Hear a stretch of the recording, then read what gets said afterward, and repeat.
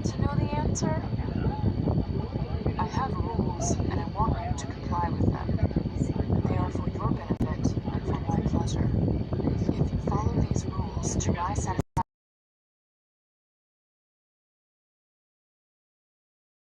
and where does all this begin? I wave my hand in the general direction of the room.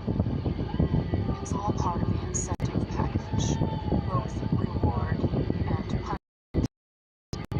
So gaining your trust and your respect. Submission. The more you submit, the greater my joy. It's a very simple equation. Okay, and what do I get out of this? He shrugs and looks almost apologetic. He moves his hand through his hair as he gazes at me. You're not giving anything away, Anastasia, he murmurs, exasperated. Let's go back downstairs where I can concentrate better. It's very distracting having you in here. He holds his hand out to me, and now I'm hesitant to take it. Kate said he was dangerous. She was so right. How did she know? He's dangerous to my health because I know I'm going to say yes. And part of me doesn't want to. Part of me wants to run screaming from this room and all it represents. I am so out of my depth here. I'm not going to hurt you, Anastasia. I know he speaks the truth.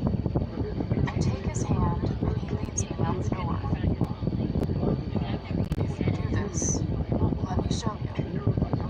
Rather than going back downstairs, he turns right out of the playroom, as he calls it, and down a corridor. We pass several doors until we reach the one at the end. Beyond it is a bedroom with a large double bed, all in white. Everything.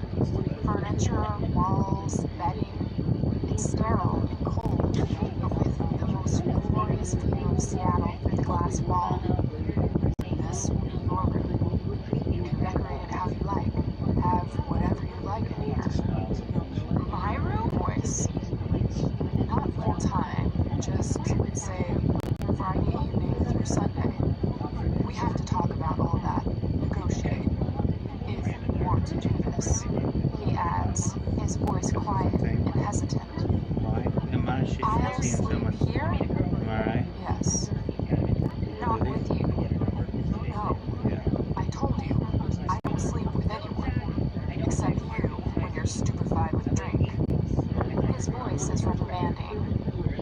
My mouth presses him, who rescues me from inebriation and holds me gently while I'm throwing up into the exam. You sleep. My room is downstairs. Come, you must be hungry. Weirdly, I seem to have lost my appetite. I murmur petulantly. You must eat, Anastasia, he scolds, and, taking my hand, leads me back downstairs. Back in the impossible, I am filled with deep trepidation. I am on the edge of a precipice, and I have to decide whether to jump. I'm fully aware that this is a dark path I'm leading you down, Anastasia, which is why I really want you to think about this. You must have some questions, he says as he wanders into the kitchen area, releasing my hand. I do, but where to start? You've signed your NDA. You can ask me anything you want, and I'll answer. I stand at the breakfast bar, watching him as he opens the refrigerator and pulls out a plate of different cheeses with 2 large bunches of green and red grapes. He sets the plate down on the worktop and proceeds to cut up a French baguette. Sit. He points to one of the stools at the breakfast bar, and I obey his command. If I'm going to do this, I'm going to have to get used to it. I realize he's been this bossy since I met him. You mentioned paperwork. Yes. What paperwork? Well, apart from the NDA, a contract saying what we will and won't do. I need to know your limits, and you need to know mine. This is consensual, Anastasia. And if I don't to do this? That's fine, he says carefully. But you won't have any sort of relationship? I ask.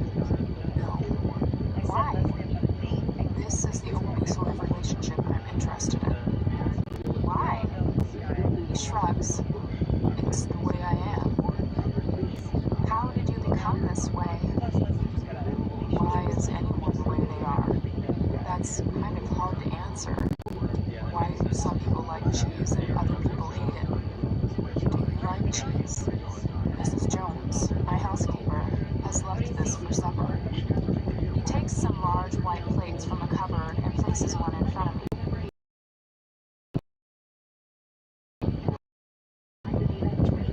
What are your rules that I have to follow? I have them written down. We'll go through them once we meet.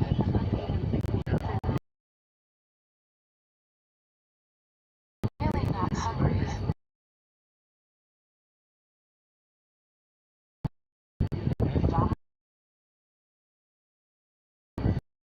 Would you like a glass of hasty sip? Help yourself to food, Anastasia. I take a small bunch of grapes. This I can manage. He narrows his eyes. Have you been like this for a while? I ask. Yes. Is it easy to find women who want to do this? He raises an eyebrow at me. You'd be amazed, he says dryly. And then why? I can't leave you alone. He smiles ironically. Especially now, you're biting your lip again. He takes a deep breath and swallows. True, but this beautiful, strange, kinky man wants me. I think you have that cliche the wrong way around, I grumble. I am the moth and he is the flame, and I'm going to get burned. I know. Eat. No, I haven't signed anything yet, so I think I'll hang on to my free will for a bit longer, if that's okay with you. His eyes soften, and his lips turn up in a smile. As you wish, Miss Steele. How many women? I blurt out the question, but I'm so curious. 15. Oh, not as many as I thought. For long periods of time? Some of them, yes. Have you ever hurt anyone? Yes. Holy shit. Badly? No. Will you hurt me? What do you mean? Physically. Will you hurt me? I will punish you when you require it, and it will be painful. I think I feel a little faint. I take another sip of wine. Alcohol. This will make me brave. Have you ever been beaten? I ask. Yes. Oh, that surprises me. Before I can question him on this revelation further, he interrupts my train of thought. Let's discuss this in my study. I want to show you something. This is hard to process. Here I was, foolishly thinking that I'd spend a night of unparalleled passion in this man's bed, and we're negotiating this weird arrangement. I follow him into his study, a spacious room with another floor-to-ceiling window that opens out onto the balcony. He sits on the desk, motions for me to sit on a leather chair in front of him, and hands me a piece of paper. These are the rules. They may be subject to change. They form part of the contract, which you can also have. Read these rules, and let's discuss. Rules. Obedience. The submissive will obey any instructions given by the dominant immediately, or agree to any sexual activity deemed fit and pleasurable by the dominant, excepting those activities that are outlined in hard limits. Appendix 2. She will do so eagerly and without hesitation. Food. The submissive will eat regularly to maintain her health and well-being from a prescribed list of foods. Appendix 4. The submissive will not snack between meals with the exception of fruit. Clothes. During the term, the submissive will wear clothing only approved by the dominant. The dominant will provide a clothing budget for the submissive, which the submissive shall utilize. The dominant shall accompany the submissive to purchase clothing on an ad hoc basis. If the dominant so requires, the submissive shall wear during the term any adornments the dominant shall require, in the presence of the dominant and at any other time the dominant deems fit. Exercise. The dominant shall provide the submissive with a personal trainer 4 times a week in hour-long sessions, at times to be mutually agreed between the personal trainer and the submissive. The personal trainer will report to the dominant on the submissive's progress. Personal hygiene/beauty. The submissive will keep herself clean and shaved and/or waxed at all times. The submissive will visit a beauty salon of the dominant's choosing at times to be decided by the dominant, and undergo whatever treatments the dominant sees fit. Personal safety. The submissive will not drink to excess, smoke, take recreational drugs, or put herself in any unnecessary danger. Personal qualities. The submissive will not enter into any sexual relations with anyone other than the dominant. The submissive will conduct herself in a respectful and modest manner at all times. She must recognize that her behavior is a direct reflection on the dominant. She shall be held accountable for any misdeeds, wrongdoings, and misbehavior committed when not in the presence of the dominant. Failure to comply with any of the above will result in immediate punishment, the nature of which shall be determined by the dominant. Holy fuck. Hard limits? I ask. Yes, what you won't do, what I will do. We need to specify in our agreement. I'm not sure about accepting money for clothes. It feels wrong. I shift uncomfortably, the word hoe rattling around my head. I want to lavish money on you. Let me buy you some clothes. I may need you to accompany me to functions, and I want you dressed well. I'm sure your salary, when you do get a job, won't cover the kind of clothes I'd like you to wear. I don't have to wear them when I'm not with you? No. Okay. Think of them as a uniform. I don't want to exercise 4 times a week. Anastasia, I need you supple, strong, and with stamina. Trust me, you need to exercise. But surely not 4 times a week. How about 3? I want you to do 4. I thought this was a negotiation. He purses his lips at me. Okay, Miss Steele. Another point well made. How about an hour on 3 days, and 1 day half an hour? 3 days, 3 hours. I get the impression you're going to keep me exercised when I'm here. He smiles wickedly, and his eyes glow as if relieved. Yes, I am. Okay.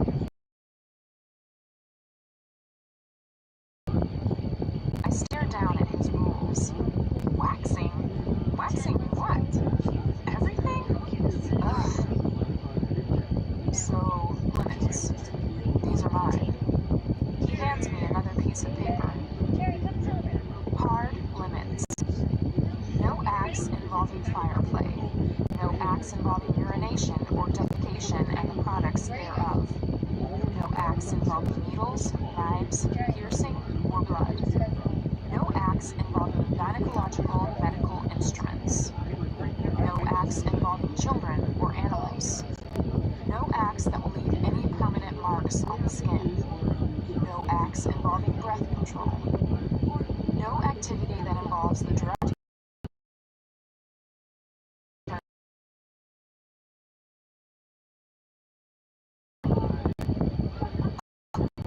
He has to write these down?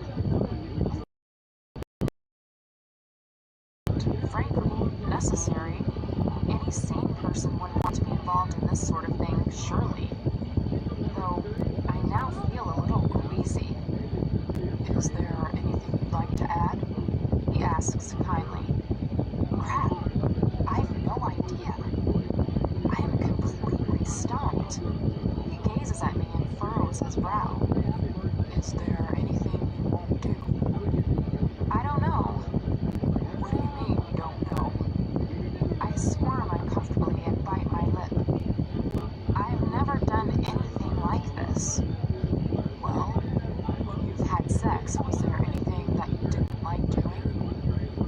For the first time in what seems to be ages, I blush. You can tell me, Anastasia. We have to be honest with each other or this isn't going to work. I squirm uncomfortably again and stare at my knotted fingers. Tell me, he commands. Well, I haven't had sex before, so I don't know. My voice is small. I peek up at him, and he's gaping at me, frozen and pale. Really pale. Never, he whispers. I shake my head. You're a virgin? He breathes. I nod, flushing again. He closes his eyes and looks to be counting to 10. When he opens them again, he's angry, glaring at me. Why the fuck didn't you tell me? He growls. Chapter 8. Christian is running his hands through his hair and pacing up and down his study. 2 hands, that's double exasperation. His usual concrete control seems to have slipped a notch.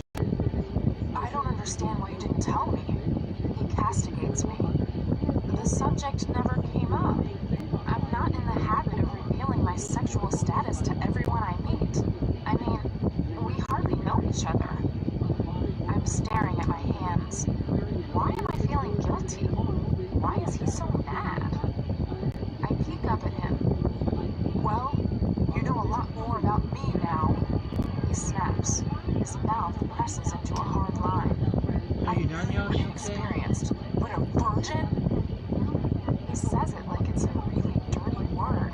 Hell, Anna, I showed you. He groans. May God forgive me. Have you ever been kissed? Apart from by me? Of course I have. I try my best to look affronted. Okay, maybe twice. And a nice young man hasn't swept you off your feet? I just don't understand. You're 21, nearly. I flush with pleasure. Christian Grey thinks I'm beautiful.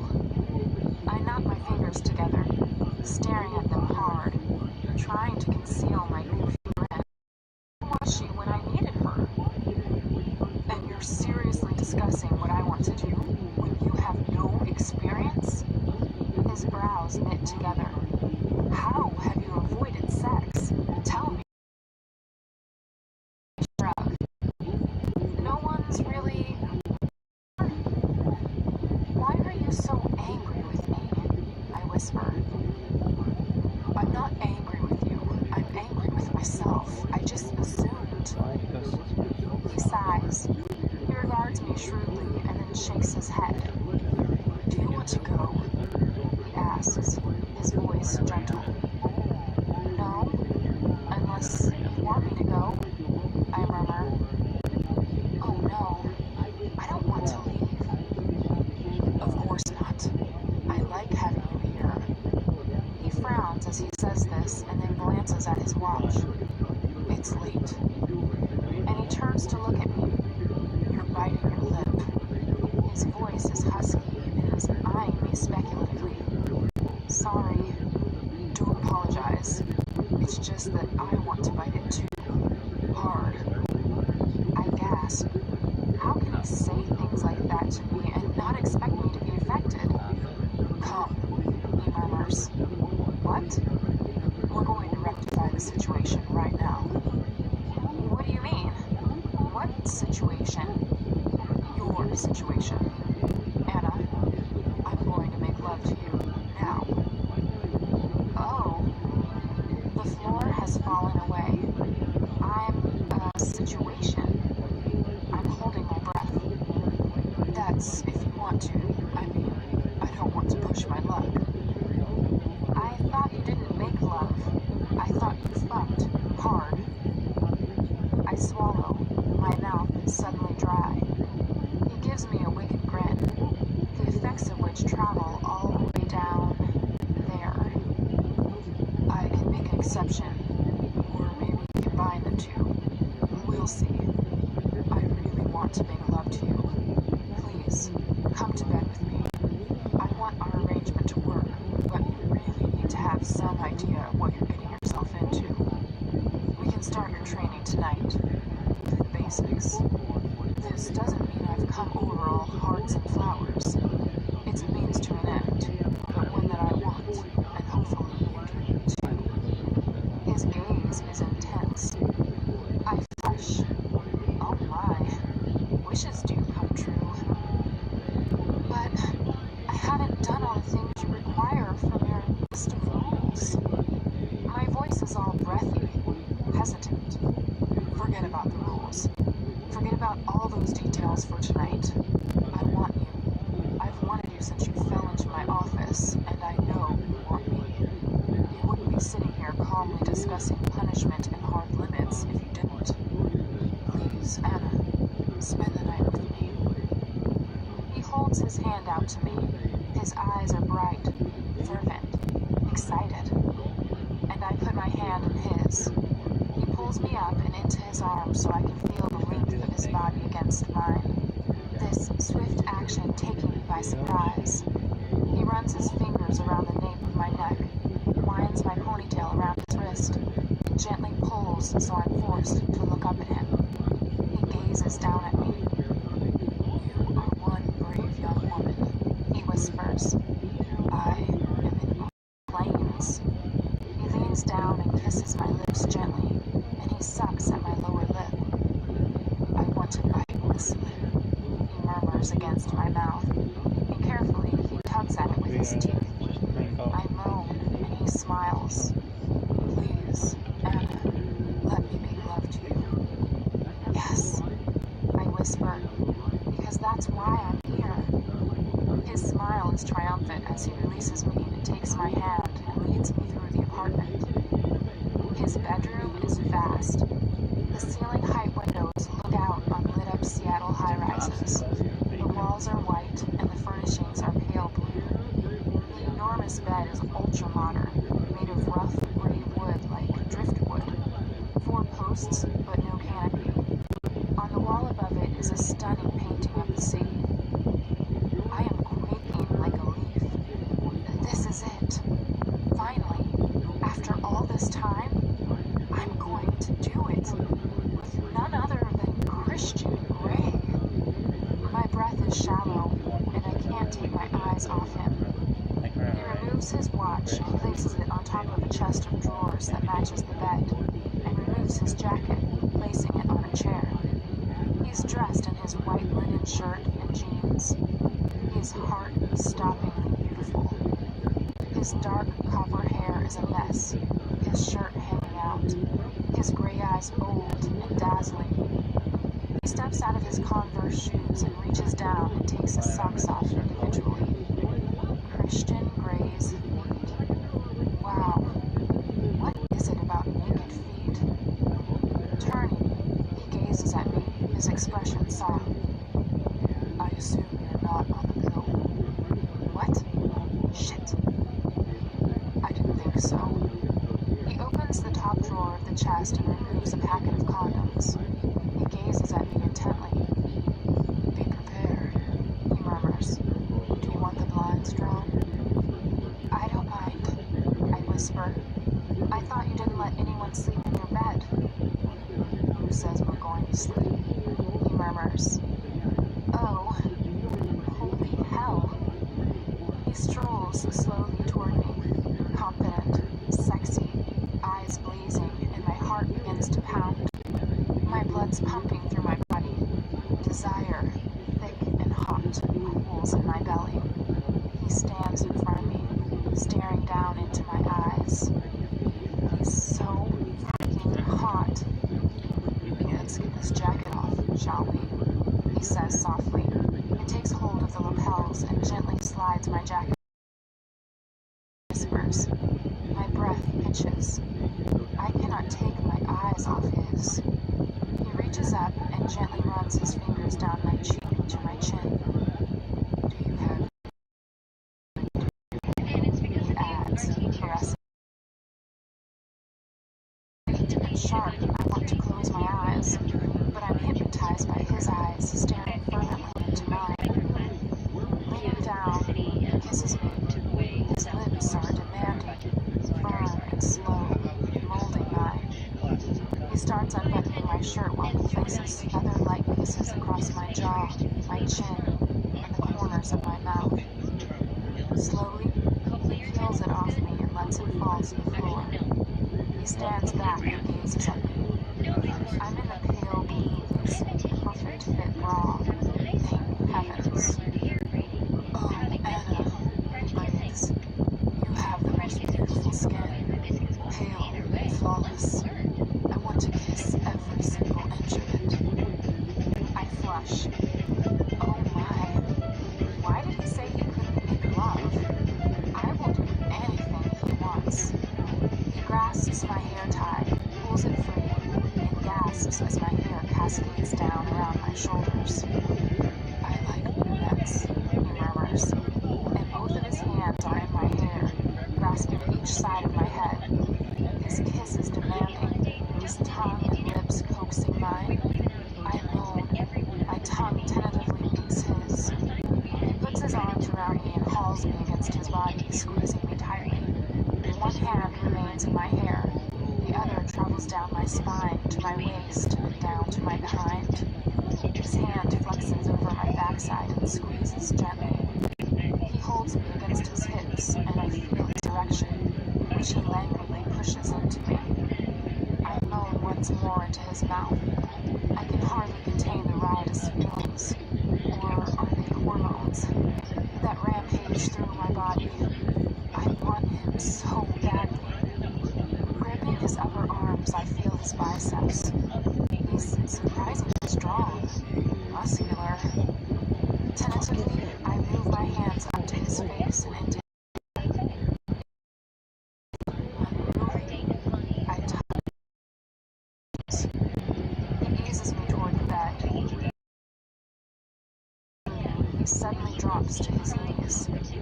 He grabs my hips with both his hands and runs his tongue around my navel. He gently nips his way to my hip bone, then across my belly to my other hip bone. Ah! I groan. Seeing him on his knees in front of me, feeling his mouth on me, it's so unexpected and hot. My hands stay in his hair, pulling gently as I try to quiet my too loud breathing. He gazes up at me through impossibly long lashes, his eyes a scorching, smoky gray. His hands reach up and under.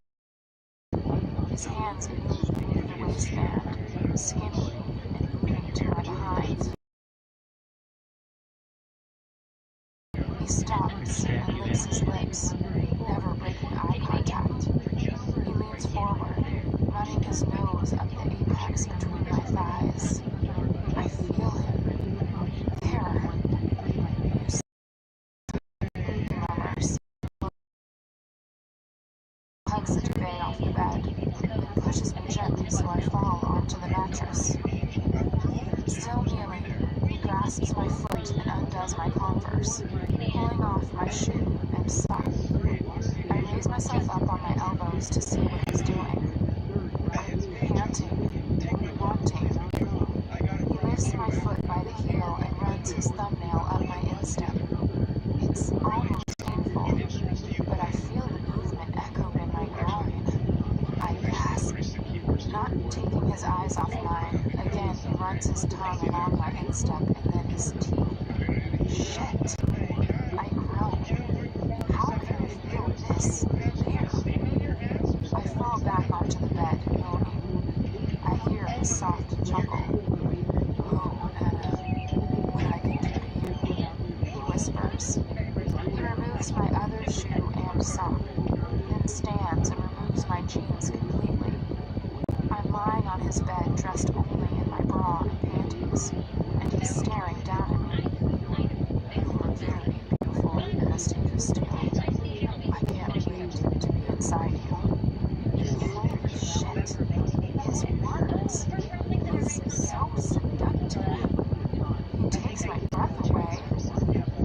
Show me how you pleasure yourself. What? I frown. Don't be coy. Show me, he whispers. I shake my head. I don't know what you mean. My voice is hoarse. I hardly recognize it, laced with desire. How do you make yourself come? I want to see you. I shake my head. I don't, I mumble. He raises his eyebrows, astonished for a moment, and his eyes darken, and he shakes his head in disbelief. Well, we'll have to see what we can do about that. His voice is soft, challenging, a delicious, sensual threat. He undoes the buttons of his jeans and slowly pulls his jeans down, his eyes on mine the whole time. He leans over me and, grasping each of my ankles, quickly jerks my legs apart and crawls onto the bed between my legs. He hovers over me. I am squirming with need. Keep still, he murmurs, and then he leans down and kisses the inside of my thigh, trailing kisses up over the thin, lacy material of my panties, kissing me. Oh, I can't keep still. How can I not move? I wriggle beneath him. I'm going to have to work on keeping still. He trails kisses up my belly, and his tongue dips into my navel. Still, he is heading north, kissing me across my torso. He lies down beside me, and his hand trails up from my hip and gently cups my breast. You fit my hand perfectly.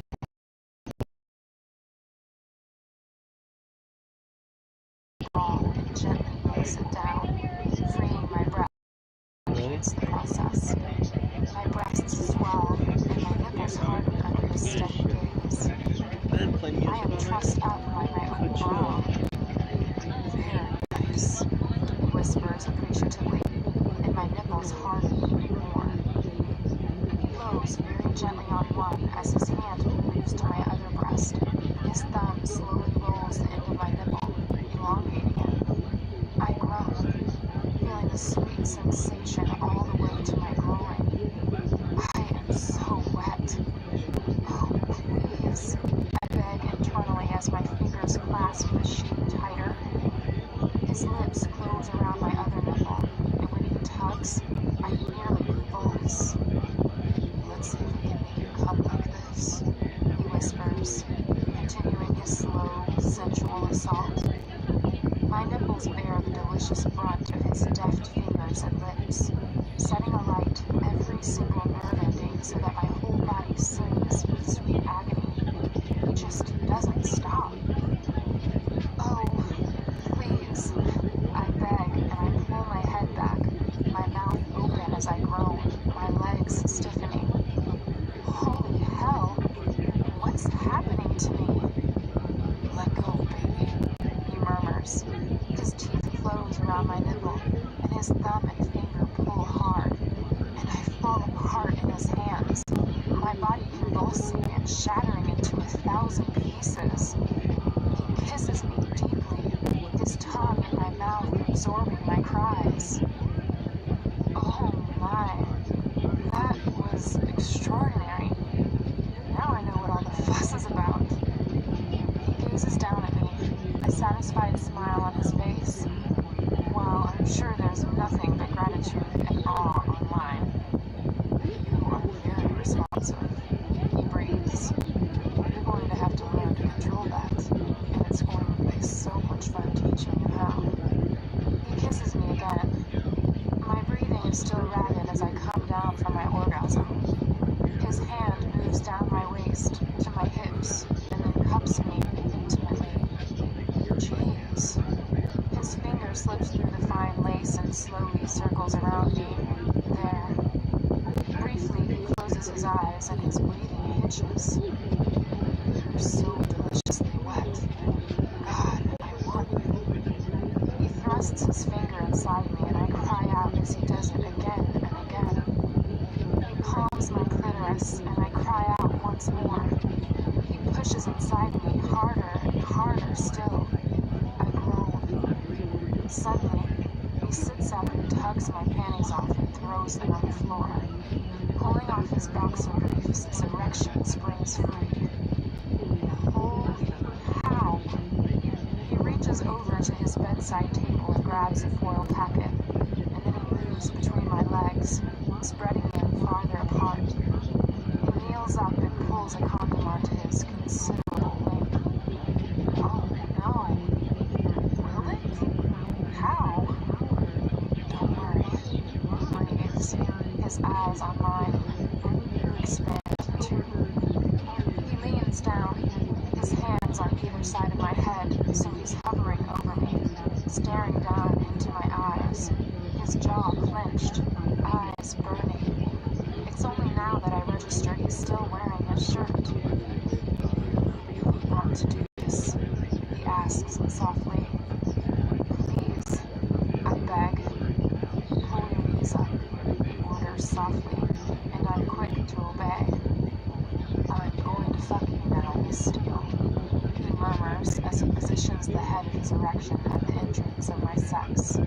Hard, he whispers, and he slams into me. Ah! I cry as I feel a weird pinching sensation deep inside me as he rips through my virginity. He stills, gazing down at me, his eyes bright with ecstatic triumph. His mouth is open slightly, and his breathing is harsh. He groans. You're so tight. You okay? I nod, my eyes wide, my hands on his forearms. I feel so full. He stays still, letting me acclimatize to the intrusive, overwhelming feeling of him inside me. I'm going to move, baby. He breathes after a moment, his voice tight. Oh. He eases back with exquisite slowness, and he closes his eyes and groans and thrusts into me again. I cry out a second time, and he stills. More, he whispers, his voice raw. Yes, I breathe. He does it once more and stills again. I groan, my body accepting him. Oh, I want this. Again, he breathes. Yes, it's a plea. And he moves, but this time, he doesn't stop. He shifts onto his elbows so I can feel his weight on me, holding me down. He moves slowly at first, easing himself in. I moan and he pounds on, picking up speed, merciless, a relentless rhythm, and I keep up, meeting his thrusts. He grasps my head between his hands and kisses me hard, his teeth pulling at my lower lip again. He shifts slightly, and I can feel something building deep inside me, like before. I start to stiffen as he thrusts on and on. My body quivers, glows. A sheen of sweat gathers over me. Oh my. I didn't know it would feel like this. Didn't know it could feel as good as this. My thoughts. I stiffen. Come for me, Anna, he whispers breathlessly, and I unravel at his exploding around him, thrusting hard, instilling as he empties himself into me.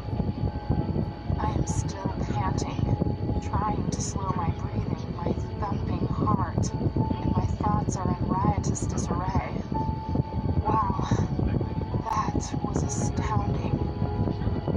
I open my eyes, and he has his forehead pressed against mine, his eyes closed, his breathing ragged. Christian's eyes flicker open and gaze down at me, dark but soft. He's still inside me. Leaning down, he gently presses a kiss against my forehead and slowly pulls out of me. Ooh, I wince at the unfamiliarity. Did I hurt you? Christian asks as he lies down beside me, propped on one elbow. He tugs tucks a stray strand of hair behind my ear, and I have to grin widely. You are asking me if you hurt me? The irony is not lost on me. He smiles sardonically. Seriously, are you okay? His eyes are intense, probing, demanding even. I stretch out beside him, feeling loose-limbed, my bones like jelly. But I'm relaxed, deeply relaxed. I grin at him. I can't stop grinning. Now I know what all the fuss is about. 2 orgasms. Coming apart at the seams, like the spin cycle. Be wound so tightly and released so violently, so gratifyingly. The pleasure was indescribable. You're biting your lip, and you haven't answered me. He's frowning. I grin up at him impishly. He looks glorious with his tousled hair, burning, narrowed gray eyes, and serious, dark expression. I'd like to do that again, I whisper.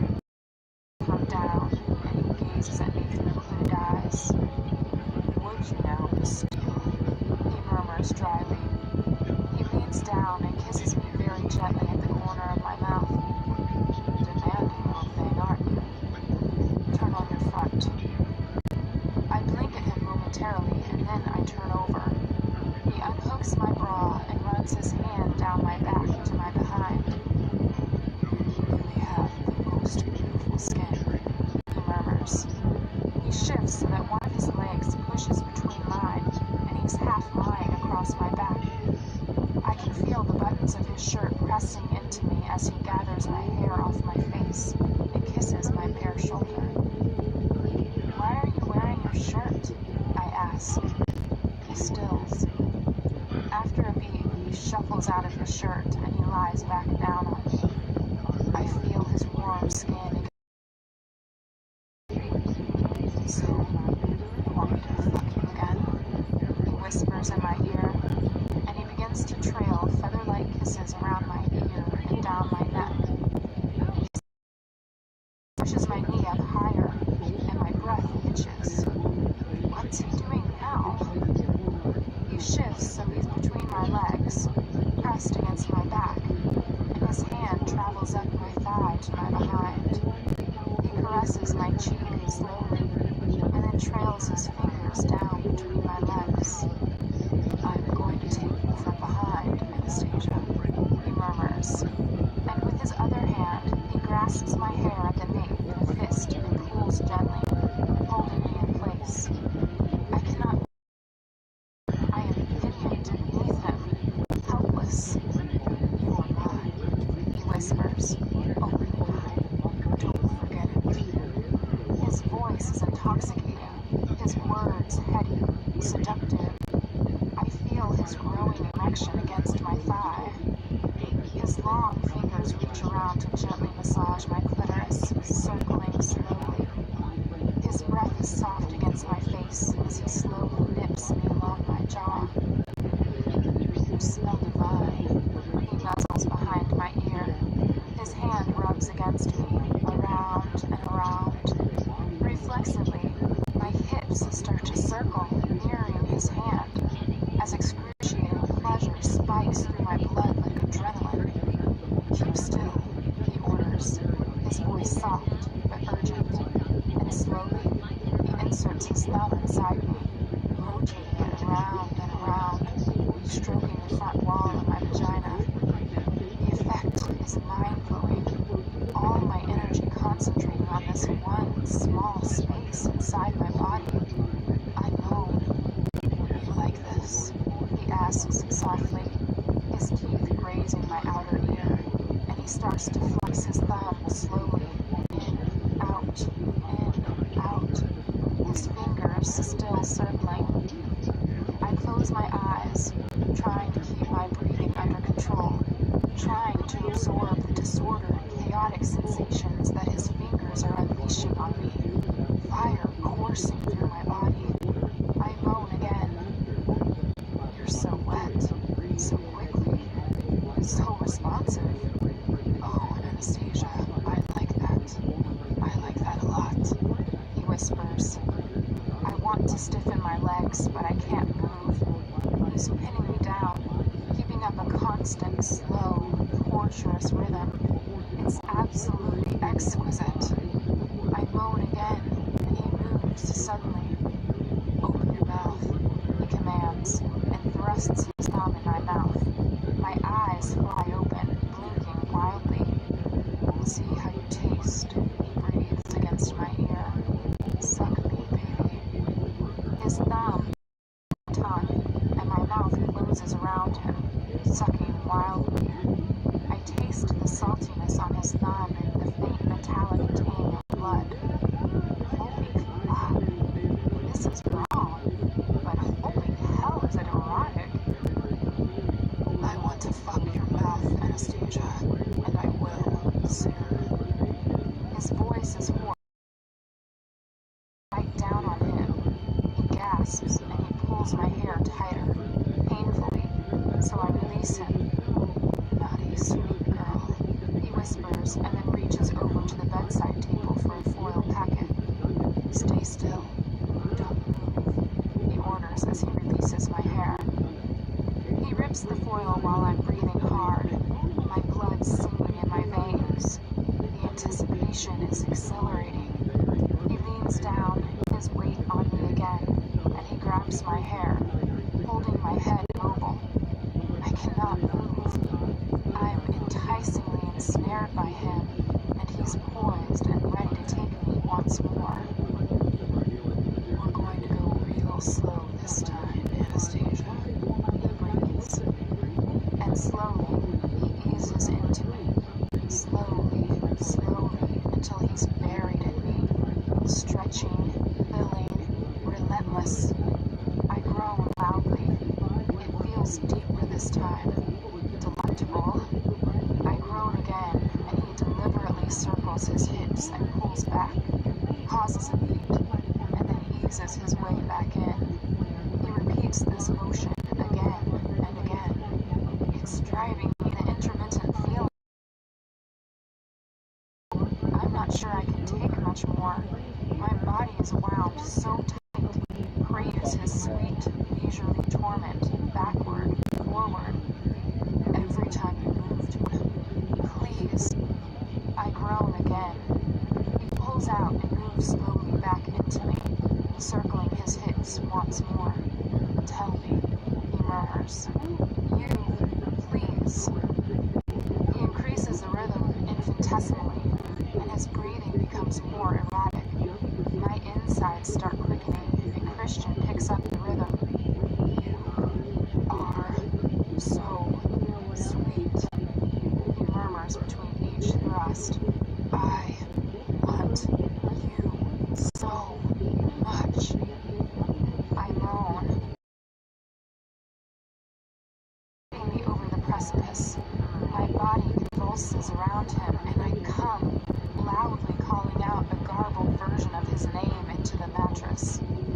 Christian follows with 2 sharp thrusts, and he freezes, pouring himself into me as he finds his release. He collapses on top of me, his face in my hair. Fuck, Anna, he breathes. He pulls out of me immediately and rolls onto his side of the bed. I pull my knees up to my chest, utterly spent, and immediately drift off or pass out into an exhausted sleep. When I wake, it's still dark. I have no idea how long I've slept. I stretch out beneath the duvet, staring out at the city's east. I hear music, the lilting notes of the piano, a sad, sweet lament. Bach, I think, but I'm not sure. I wrap the duvet around me and quietly pad down the corridor toward the big room. Christian is at the piano, completely lost in the melody he's playing. Leaning against the wall at the entrance, I listen, enraptured. He's such an accomplished musician. He sits naked, his body bathed in the warm light cast by a solitary, free freestanding lamp beside the piano. With the rest of the large room in darkness, it's like he's in his own isolated little pool of light, untouchable, lonely, in a bubble. I pad quietly toward him, enticed by the sublime, melancholy music. Long, skilled fingers as they find and gently press the keys, thinking how those same fingers have expertly handled and caressed my body. I flush and gasp at the memory and press my thighs together. He glances up, his unfathomable gray eyes bright, his expression unreadable. "Sorry," I whisper. "I didn't mean to disturb you." A frown flits across his face. "Surely I should be saying that to you," he murmurs. He finishes playing and puts his hands on his legs. I notice now that he's wearing PJ pants. He runs his fingers through his hair and stands. Hands on the piano toward me. He has broad shoulders, narrow hips, and his abdominal muscles ripple as he walks. He really is stunning. "You should be in bed," he admonishes.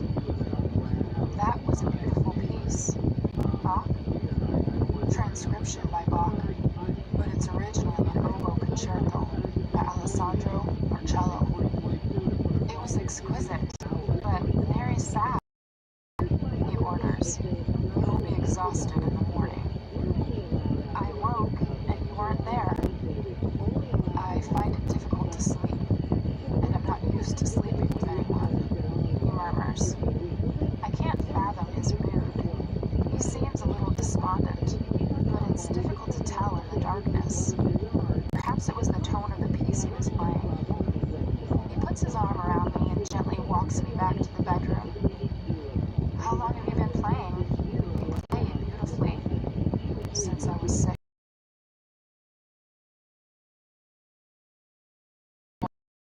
My mind conjures an image of a beautiful, copper-haired little boy with gray eyes, and my heart melts.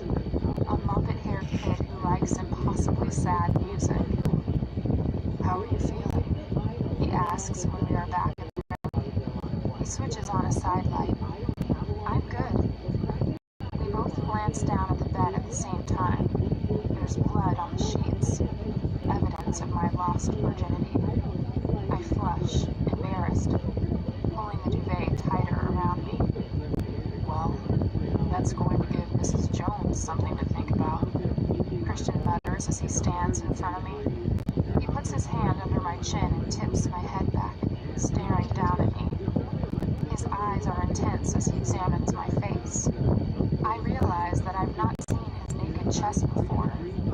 Instinctively, I reach out to run my fingers through the smattering of dark hair on his chest to see how it feels.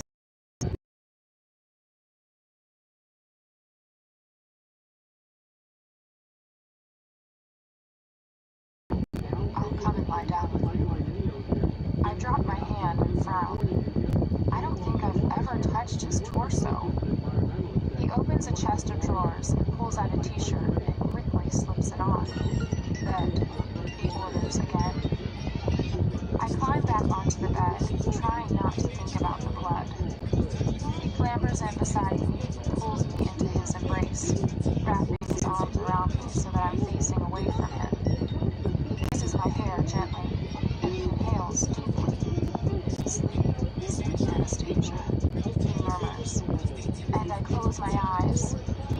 But I can't help but feel a residual melancholy either from the music or his demeanor. Christian Grey has a sad side. Chapter 9. Light fills the room, coaxing me from deep sleep to wakefulness. I stretch out and open my eyes. It's a beautiful May morning. Snaddle at my feet. Wow, what a view. Beside me, Christian Grey is fast asleep. Wow, what a view. I'm surprised he's still in bed. He's facing me, and I have an unprecedented opportunity to study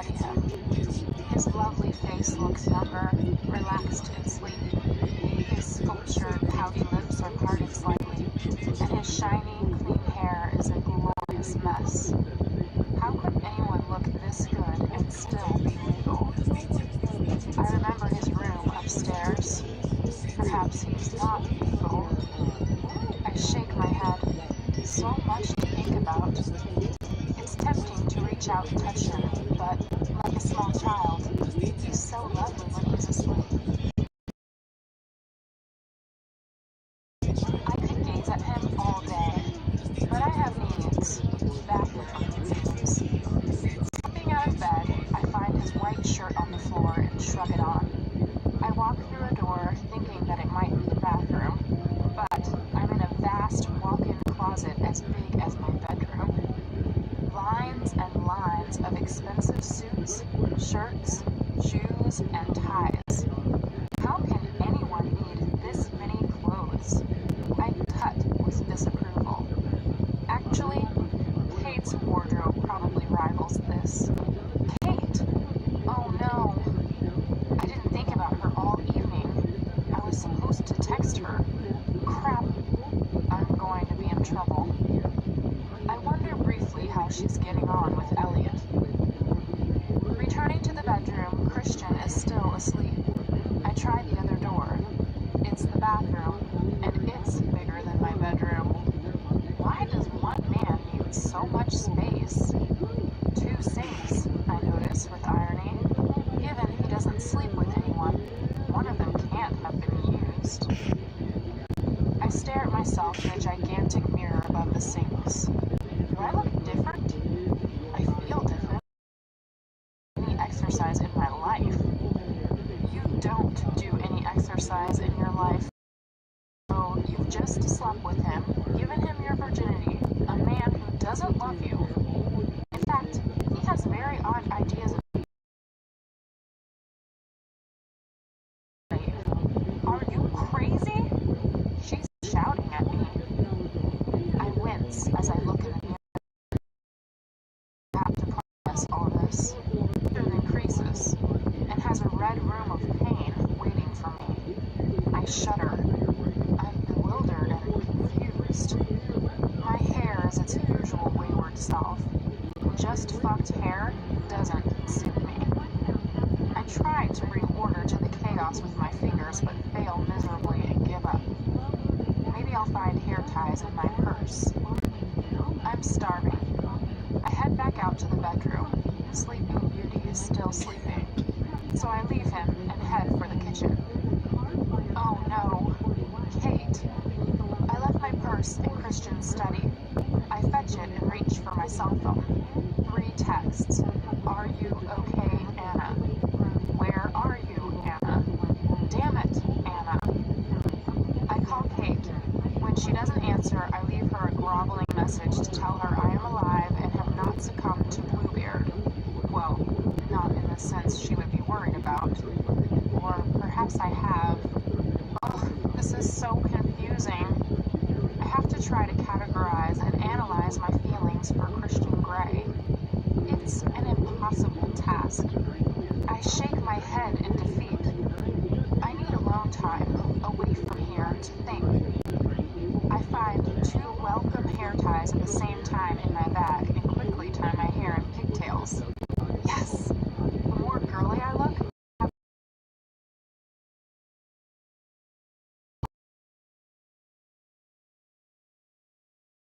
turn it up loud and start dancing.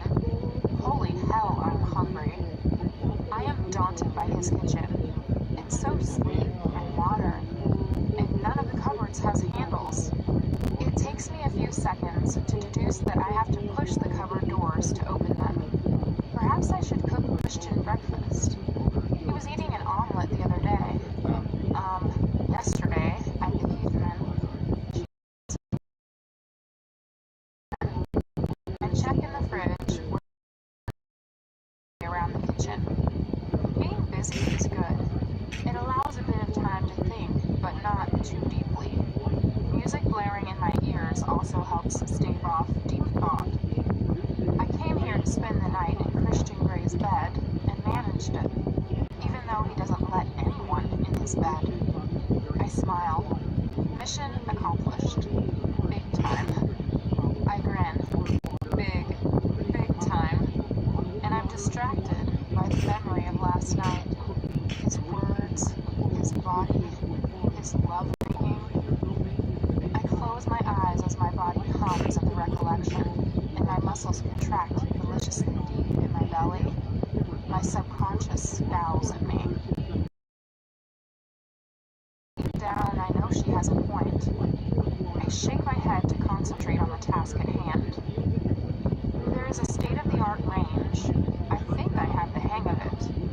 I need somewhere to keep the pancakes warm, and I start on the bacon. Amy Stutt is singing in my ear about misfits. This song used to mean so much to me.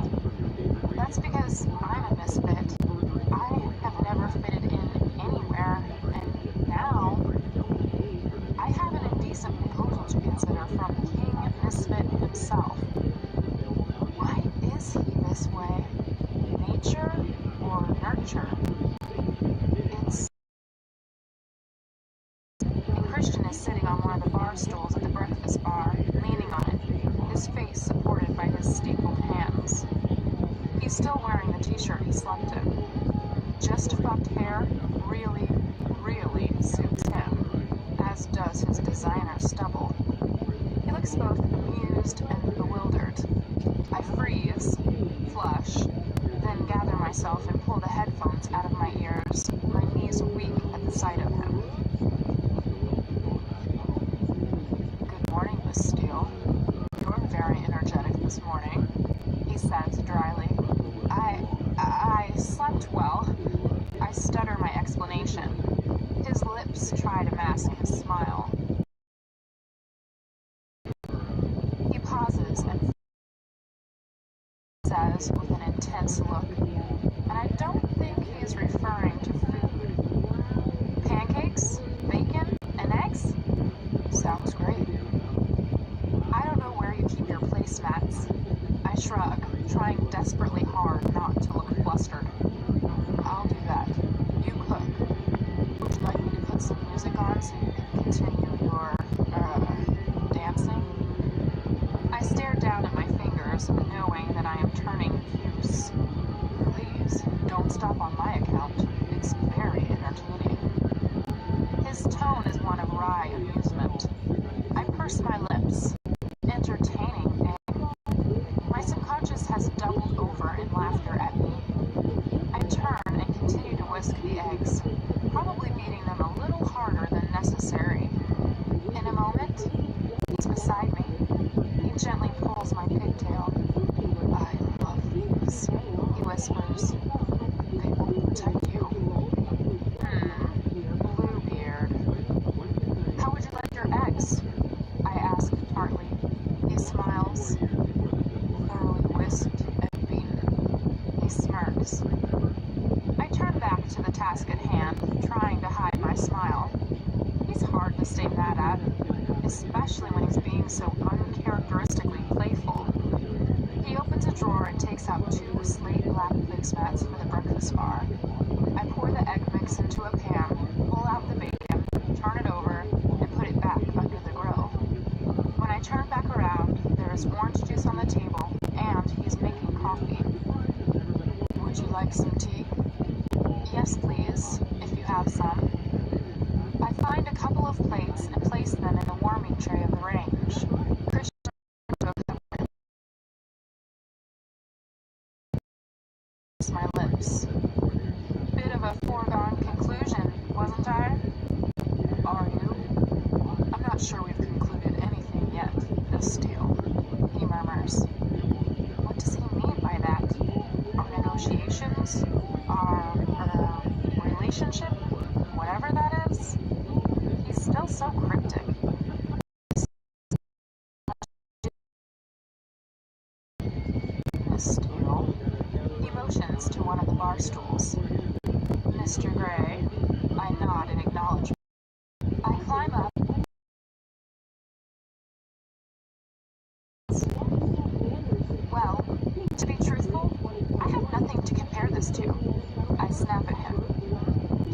wish to offer your commiserations? I ask, too sweetly. I think he's trying to stifle a smile, but I can't be sure. No. I wondered if we should continue your basic training. Oh. I stare at him, dumbfounded, as I stop breathing, and everything inside me clenches tight. Ooh, that's so nice.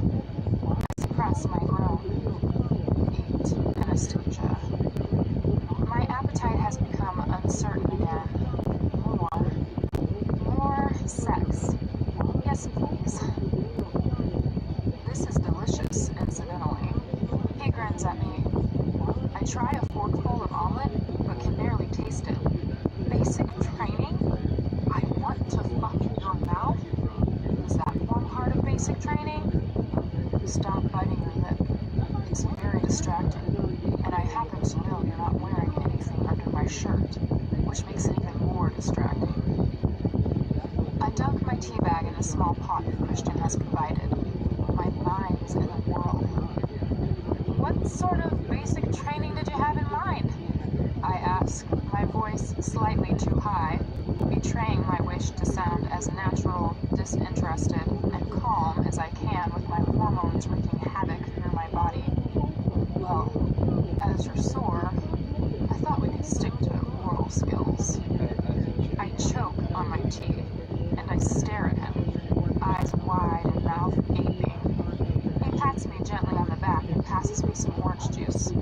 I cannot tell what he's thinking.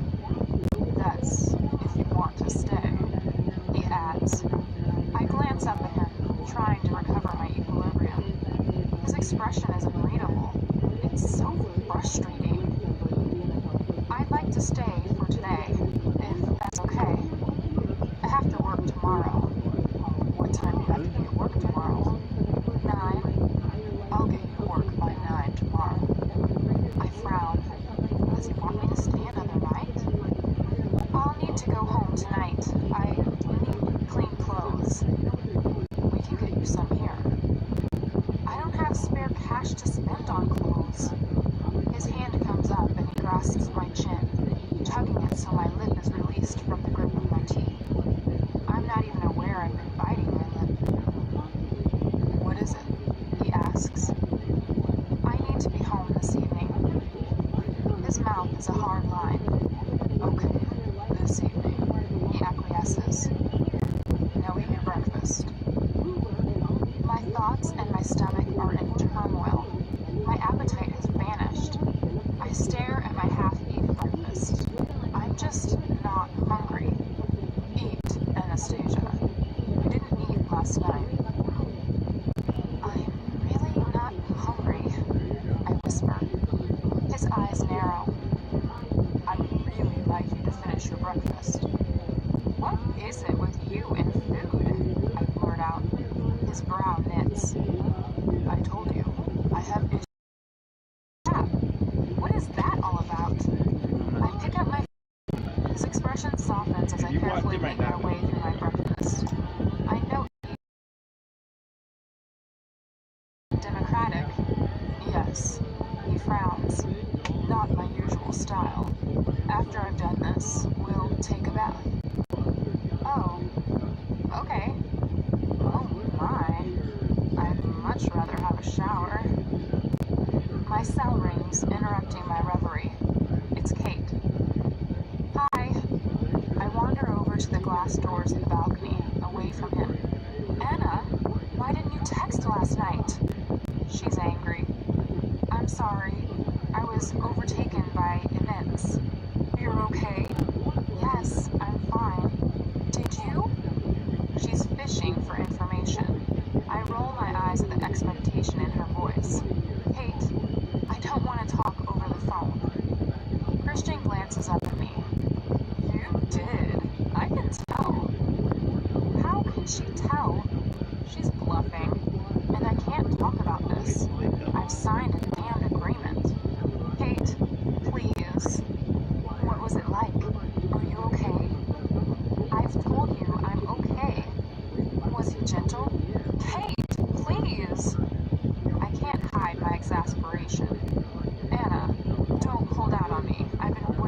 this day for nearly 4 years.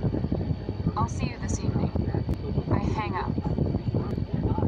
That is going to be one difficult square to circle. She's so tenacious. She'll freak, and rightly so. I need a plan. I head back to watch Christian move gracefully around his kitchen. The NDA, does it cover everything? I ask tentatively. Why? He turns and gazes at me while putting the twinies away. I flush. Well, I have a few questions. You know, about sex. I stare down at my fingers, and I'd like to ask you. Christian, with all due respect, my voice fades.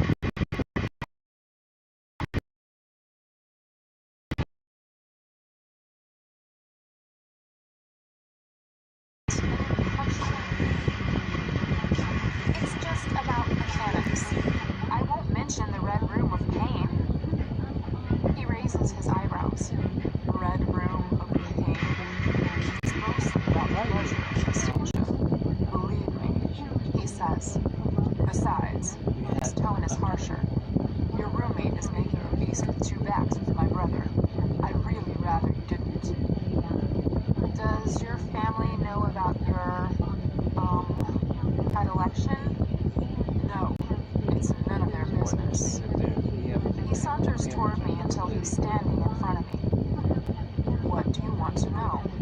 He asks, and raising his hand runs his fingers gently down my cheek to my chin, till I squirm inwardly. I cannot lie to this man. Nothing specific at the moment?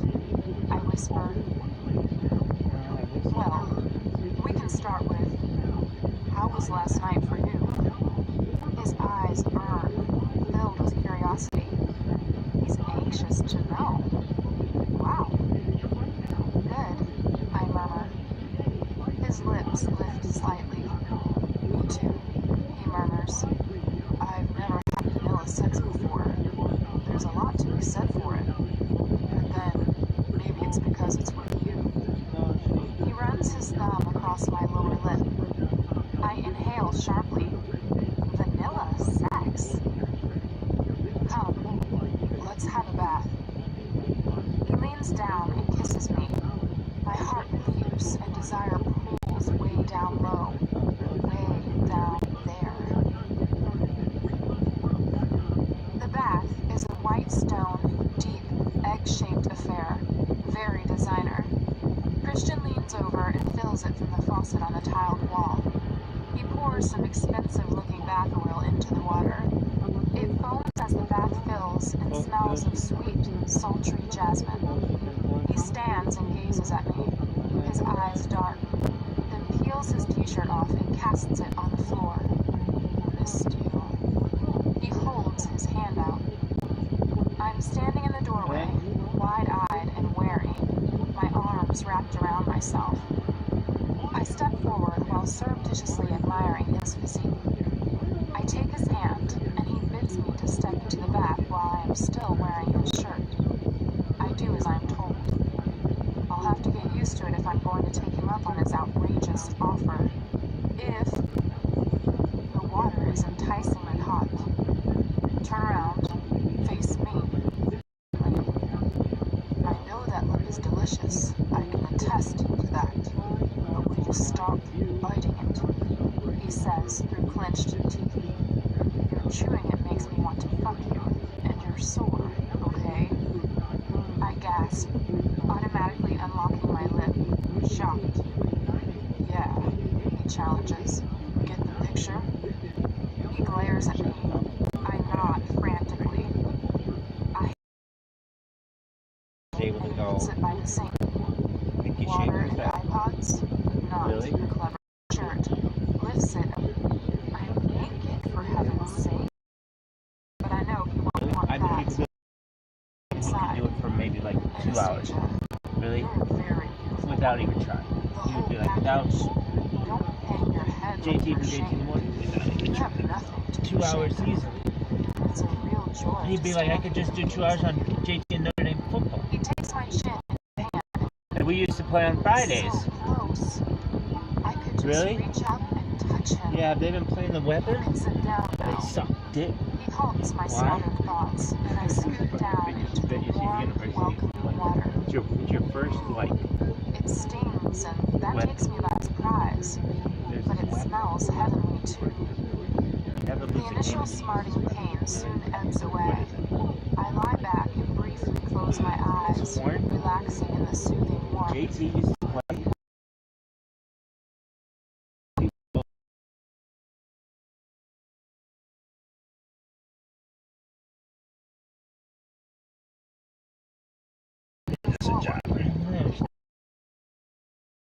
Out of his And if it PJ teaches hands and climbs in behind He me. doesn't know. The water rises as he sits and pulls me I see against this his kid. chest. He's a kid. He places his long legs over mine, his knees bent and his ankles level with mine, and he pulls his feet apart, Really? opening my legs.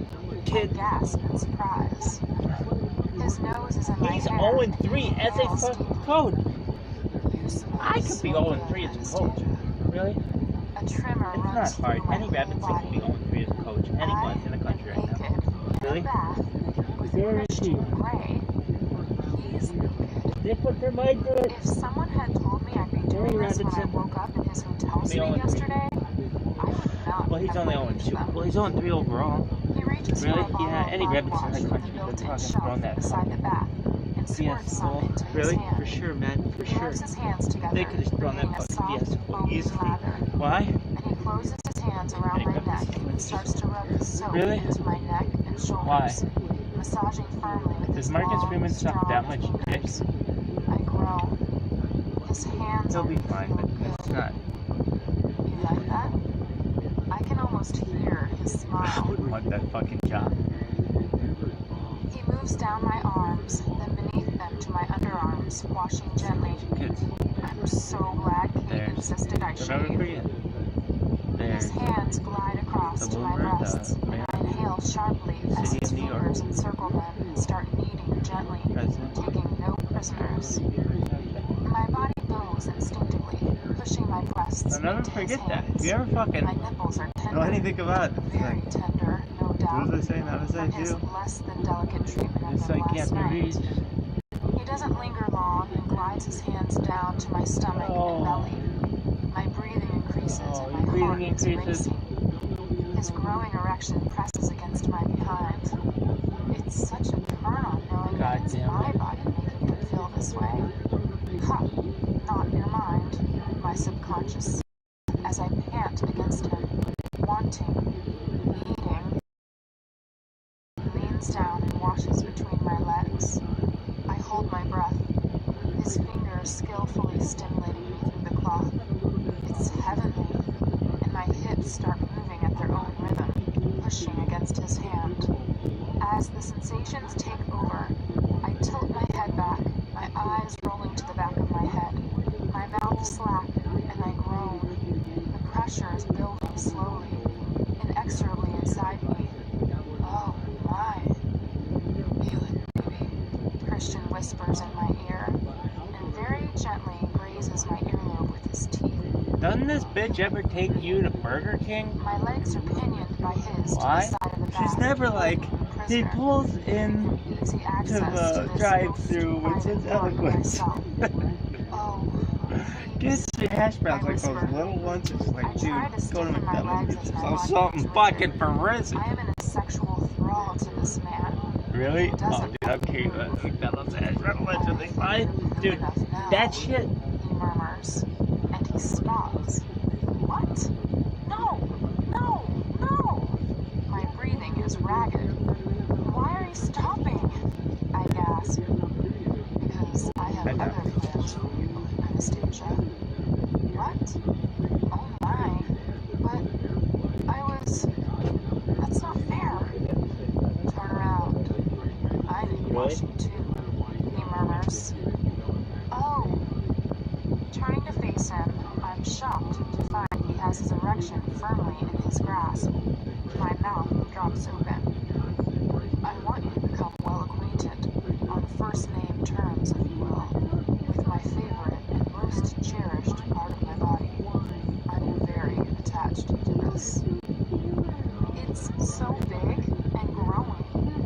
His erection is above the waterline, the water lapping at his hips.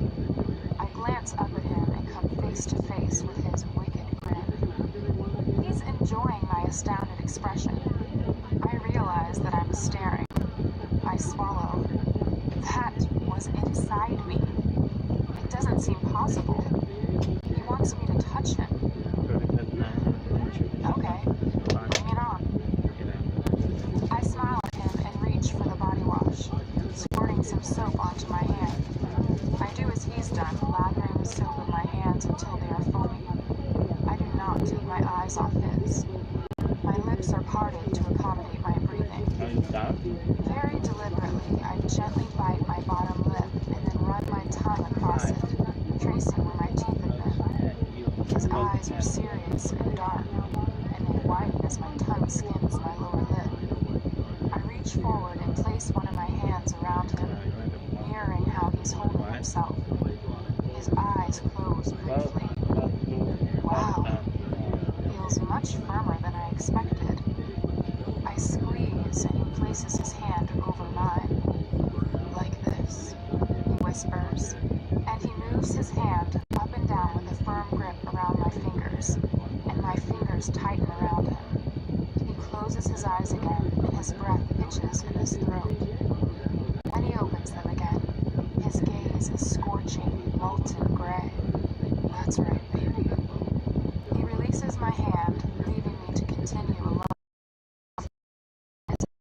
up and down his length. He flexes his throat, fucking my mouth. I remember him pushing his thumb in my mouth and asking me to suck hard. His mouth drops open as his breathing increases. I lean forward while he has his eyes closed, place my lips around him and tentatively suck, running my tongue over the tip. Whoa, Anna. His eyes fly open and I suck harder. He's hard and soft at once, like steel encased in velvet, and surprisingly tasty, salty, smooth. Christ, he groans, closes his eyes again. Moving down, I push him into my mouth. He groans again. Ha! My inner goddess is thrilled. I can do this. I can fuck in with my mouth. I twirl my tongue around the tip again, and he flexes and raises his hips. His eyes are open now, blistering with heat. His teeth are clenched as he flexes again, and I push him deeper into my mouth, supporting myself on his thighs. I feel his legs tense beneath my hammers. I suck harder. His breath hisses between his teeth, and he groans. Jesus, how far can you go? He whispers. I pull him deeper into my mouth so I can feel him at the back of my throat and then to the front again. My tongue swirls around the end. I want to hear it like a fan. It's my very own Christian Grey flavored popsicle. I suck harder and harder, pushing him deeper and deeper, swirling my tongue around and around. I had no idea giving pleasure could be such a turn-on. Watching him writhe subtly with carnal longing, my inner goddess is doing the merengue with some salsa moves. Anastasia, I'm going to come in your belly. She was breathy tone definitely is warning. like a guy. If you don't want me to, She could stop have sat now. by He thrusts his hips each again. side, His but eyes are at wide, night too. wary, Well, filled with salacious ink. this side doesn't throw up. From my mouth. Oh my. His hands are really gripping my hair. I can do this. I push even harder, and in a moment of extraordinary confidence, I bare my teeth. It tips him over the edge. He cries out and stills, and I feel warm, salty liquid oozing down my throat. I swallow quickly. Ugh, I'm not sure about this. But one look at him, and I don't care. He's come apart in the bath because of me. I sit back and watch him, a triumphant, gloating smile tugging at the corners of my lips. was ragged.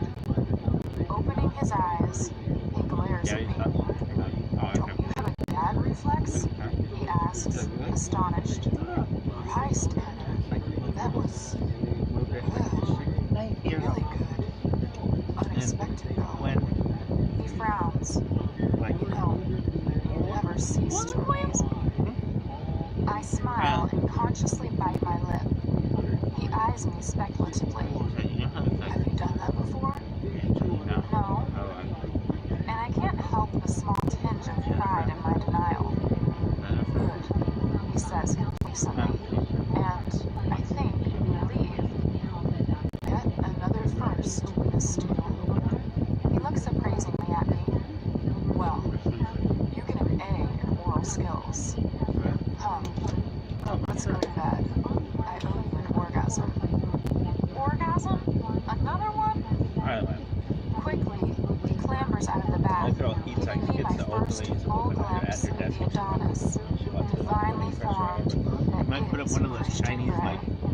My inner goddess has stopped dancing and is staring too, open-mouthed and drooling slightly. His erection tamed, but still substantial. Wow. He wraps a small towel around his waist, covering the essentials, and holds out a larger, fluffy white towel for me. Climbing out of the bath, I take his proffered hand. He wraps me in a towel, pulls me into his arms, and kisses me hard, pushing his tongue into my... I long to reach around and embrace him, touch him, but he has my arms trapped in the towel. I'm soon lost in his... Really? Yeah. Cradles my head. They're gonna be like quizzing me. My mouth. My mouth. I don't know. Whoa. Cheers, Jackson. He pulls away, his hands on either side of my face. Like, you don't know if Cheers Jackson's on the 97 team? He looks lost. Say yes, he whispers fervently. I frown. They're like, we understand if it was before when you were born. Even up to the fucking 88 team. We understand that. But 80, 90, you 4 years old. You gotta know this stuff. He whispers, pleading, emphasizing the last word and so he was on the he kisses me again, 97 team.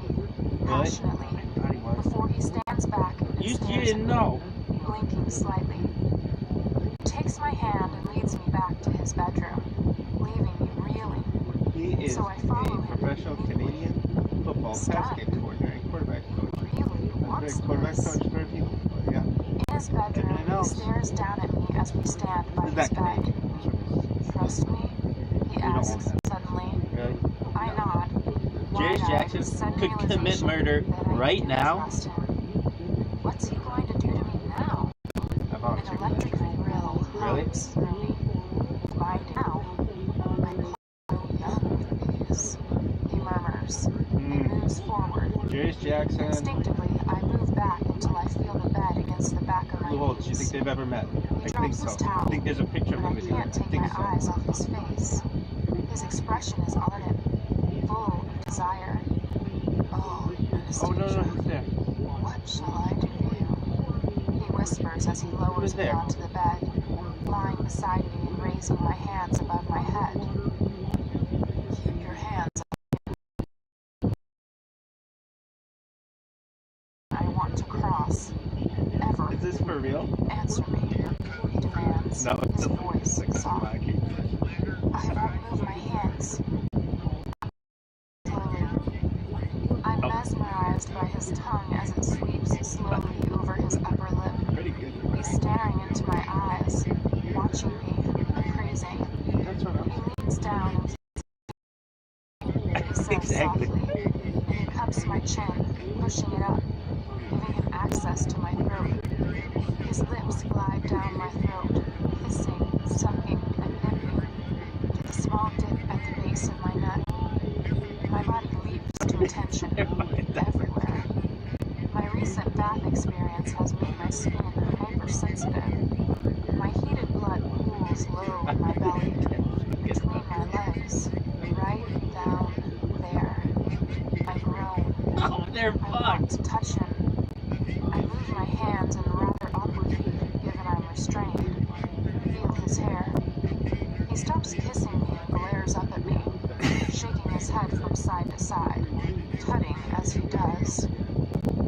reaches for my hands and places them above my head again. Don't move your hands, or we just have to start all over again. He scolds me mildly. Oh, he's such a tease. I want to touch you. My voice is all breathy and out of control. I know, he murmurs. Keep your hands above your head, he orders, his voice forceful. He cups my chin again and starts to kiss my throat as before. Oh, it's so frustrating. His hands run down my body and over my breasts as he reaches the dip at the base of my neck with his lips. He swirls the tip of his nose around me and begins a very leisurely cruise with his mouth, heading south, following the path of his hands, down my sternum to my breasts. Each one is kissed and nipped gently, and my nipples tenderly sucked. Holy crap! My hips start swaying and moving of their own accord, grinding to the rhythm of his mouth on me. Why? Because we never get anything funny or memeish. Above my head. That's Still hilarious. his breath warm against my skin. Oh my god. Reaching my navel, he dips his tongue inside, and then gently grazes my belly with his teeth. My body bows off the bed. You're so sweet, Miss Steele. His nose glides along the line between my belly and my pubic hair, biting me gently. So fucking funny. I used to listen to SEC football every fucking week.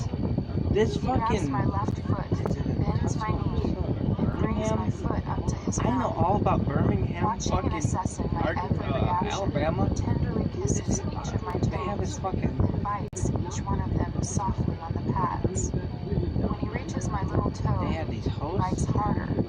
I Really? convulse, Yeah, they had a really nice studio. They had like He glides his tongue up my instep, and I can no longer watch it. chairs in the back. It's too And erotic. then this guy would come on and do I'm going to and it's combust. so fucking funny. I squeeze my eyes shut and try to absorb and manage all the sensations he's creating. He kisses my ankle and trails kisses up my calf to my knee, stopping just above. Really? He then starts on my right foot, repeating the whole seductive, mind-blowing process. Oh, please, I moan as he bites my little toe, the action resonating deep in my belly. All good things, Miss Steele, he breathes. This time, he doesn't stop at my knee. He continues up the inside of my thigh, pushing my thighs apart as he does. And I know what he's going to do. And part of me wants to push him off because I'm mortified and embarrassed. He's going to kiss me there. I know it. And part of me is glorying in the anticipation. He turns to my other knee and kisses his way up my thigh, kissing, licking, sucking. And then he's between my legs, running his nose up and down my sex, very softly, very gently. I writhe. Oh my. He stops, waiting for me to call. I do, and raise my head to gaze at him, my mouth open as my pounding heart struggles to calm. Love. You know how intoxicating you smell, Miss Steele, he murmurs, and keeping his eyes on mine, he pushes his nose into my pubic hair and inhales. I flush scarlet everywhere, feeling faint, and I instantly have to look at my sex. So if you had to have, my dad had to have sex with a man, my mom had to have sex with a man, and I had to He have sex gently with a man. tugs at my pubic hair. With one family, with all three people, which usually was. Oh, Really? please, I beg. I like it when you beg me, Anastasia. Fucking. I groan. Tit for tat is not my usual style, Miss Steele, he whispers as he gently blows up and down me. But you've pleased me today, and you should be rewarded. Oh wow. I hear the wicked grin in his voice, and while my body is singing from his words, his tongue starts to slowly circle my clitoris as his hands hold down my thighs. Arr! I moan as my body bows and convulses at the touch of his tongue. He swirls his tongue around and around, again and again, torture. I'm losing all sense of self, every atom of my being concentrating hard on that small, potent powerhouse at the apex of my thighs. My legs go rigid, and he slips his finger inside me, and I hear his growling groan. Oh, baby, I love that you're so wet for me. He moves his finger in a wide circle, stretching me, pulling at me, his tongue mirroring his actions, around and around. I groan. It is too much. My body begs for relief, and I can no longer deny it. I let go. As my orgasm seizes me, wringing my insides again and again. Holy fuck! I cry out. The world dips and disappears from view as the force of my climax renders everything null and void. I am panting and vaguely hear the written foil. Very slowly he eases into me and starts to move. Oh my. The feeling is sore and sweet and bold and gentle all at once. How's this? He breathes. Fine. Good. I breathe. And he really starts to move. Fast, hard, and large, thrusting into me over and over, implacable, pushing me until I am close to the edge again. I whimper, explode around him as he pounds rapidly into me. Thank fuck, he whispers, and he thrusts hard once himself into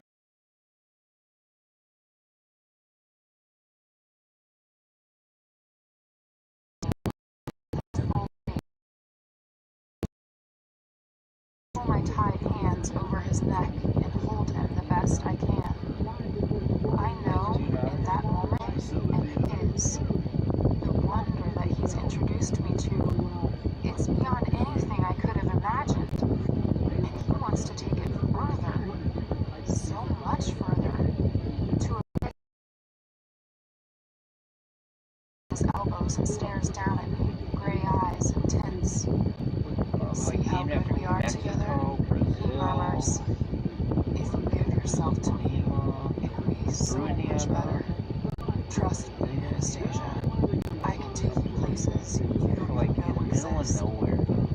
His words echo my thoughts. He strokes his nose against mine. I am still reeling from my extraordinary physical reaction to him, and I gaze up at him, blankly, grasping for a coherent thought.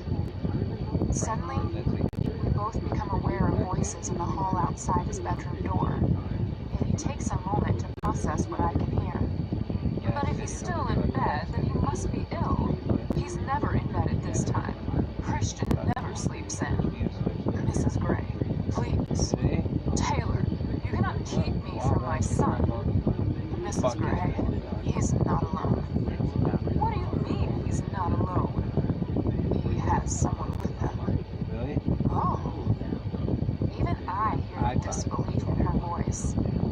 Christian blinks rapidly, staring down at me, wide-eyed with humored horror. Shit. It's my mother. Alright, man. Really? Chapter 10. Come on. We need to get dressed. That's if you want to meet my mother. He grins, leaps off the bed, and pulls on his jeans. No underwear. I struggle to sit up as I'm still tethered. Christian, I can't move. His grin widens, and leaning down, he undoes the tie. The woven pattern has made an indentation around my wrists. It's sexy. He gazes at me. He's amused, his eyes dancing with mirth. He kisses my forehead quickly and beams at me. Another first, he acknowledges. But I have no idea what he's talking about. I have no clean clothes in here. I am filled with sudden panic, and considering what I've just experienced, I'm finding the panic overwhelming. His mother? Holy crap! She's practically walked in on us in flagrante delicto.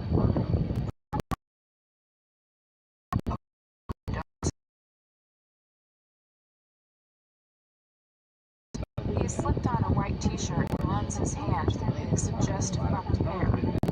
In spite of my anxiety, I lose my it's train so of thought. fucking far away. I mean, His people been in is Louisville derailing. or fucking Evansville. Oh my god. Zach, look lovely. Please Dude. don't worry. I'd like you to meet my mother. Get dressed. Absolutely. I'll just go and calm her down. Not in a million His mouth fucking years. presses into a hard line. That's like St. I will Louis. expect you to be That's met Southern within South 5 St. minutes. Otherwise, I'll come and drag you out of here myself in whatever you're wearing. My t-shirts are in this drawer. My shirts are in the closet. Help yourself. He eyes me speculatively for a moment, then leaves the room. Holy shit! Christian's mother. This is so much more than I bargained for. Perhaps seeing her will help put a little part of the jigsaw in place. Might help me understand why Christian is the way he is. Suddenly, I want to meet her. I pick up my shirt off the floor and I'm pleased to discover that it has survived the night well with hardly any creases. I find my blue bra under the bed and dress quickly. But if there's one thing I hate, it's not wearing clean panties. I rifle through Christian's chest of drawers and come across his boxer briefs. After pulling on a pair of tight gray Calvin Kleins, I tug on my jeans and my Converse. Grabbing my jacket, I dash into the bathroom and stare at my two bright eyes, my flushed face, and my hair. Holy crap! Just fucked pigtails do not suit me either. I hunt in the vanity unit for a brush. On his offer of clothes. My subconscious purses her lips and mouths the word, "Oh." I ignore her. Struggling into my jacket, pleased that the cuffs cover the telltale patterns from his tie. I take a last anxious glance at myself in the mirror. This will have to do. I make my way into Great the living Lakes and room. get back to Chicago and do the whole fucking thing again. Go back through fucking Illinois River, the Plain River, does Plains River, then fucking Illinois River, and then fucking The sandy-haired Mississippi, woman then the beside Gulf me of turns fucking and beams at me. Mexico. A full megawatt smile. She looks groomed, elegant. Why don't people do that? Anastasia Steele. Are you gonna do that? Anastasia, this is Grace Trevelyan Gray. It's not Dr. Trevelyan Gray holds her hand out to me. T. For Trevelyan? I don't think they His just initial. let regular folks. What a pleasure to meet you, she murmurs. If I'm not But I mistaken, think you can. there is wonder and maybe stunned relief in her voice. I'm 100% sure And a you warm can do glow in her hazel it. eyes. Whether you can do it in a boat I and the grasp size her of the boat, hand I and don't I know. can't help but smile, Because returning there's a her lot warmth. to see, and I don't know. Dr. There might be a Trevelyan Gray, certain point where you I have to go murmured. down to a lot. Holy Grace. She Like basically, you grins. could have water going Christian over a frowns. fucking waterfall, but your I am boat can't usually go over Dr. the waterfall. Trevelyan, and So what do Mrs. you Gray do? is my mother-in-law. Just like a She slide. winks. So how did you two Something that meet? you look at which you can go. She looks questioningly And at Christian. Him? So then, Jose? I'll call you later. I can't talk to you oh, now. they dredged this. I This hang is up. dredged. I walk But, yeah. nonchalantly back to That's Christian and Lynn's his story. mother. That's Lynn's story Grace of is in full fucking flow. And Chicago. Elliot called to say you were around? I hadn't seen you for 2 weeks, darling. Did he I thought now? you were doing WWE. Christian murmurs, Hey, gazing at me, WWE. his expression unreadable. I thought we might have lunch together, but I can see you have other plans, and I don't want to interrupt your day. She gathers up her long cream coat and turns to him, offering him her cheek. He kisses her briefly, sweetly. She doesn't touch him. I have to drive Anastasia back to Portland. Of course, darling. Anastasia, it's been such a pleasure. I do hope we meet again. She holds her hand out to me, her eyes glowing, and we shake. Taylor appears from where? Taylor was here the whole time? How long has he been here? Where has he been? Christian glares at me. So the photographer called? Crap. Yes? Just to apologize, you know, for Friday. Christian narrows his eyes. I see. Taylor reappears. Field. Yes, sir. Taylor nods at me. Miss Steele. I smile tentatively back at him, and he turns and leaves. Does he live here? Taylor? Yes. His tone is clipped. What is his problem? Christian heads over to the kitchen and picks up his BlackBerry, scrolling through some emails, I assume. His mouth presses in a hard line, and he makes a call. Ross, what's the issue? He snaps. He listens, watching me, eyes speculative, as I stand in the middle of the huge room wondering what to do with myself, feeling extraordinarily self-conscious and out of place. I'm not having either crew put at risk. No, cancel. We'll airdrop instead. Good. He hangs up. Warmth in his eyes has disappeared. Oh, really? He looks forbidden. Really? Well, And with one quick glance at me, he heads into his study and returns a moment later.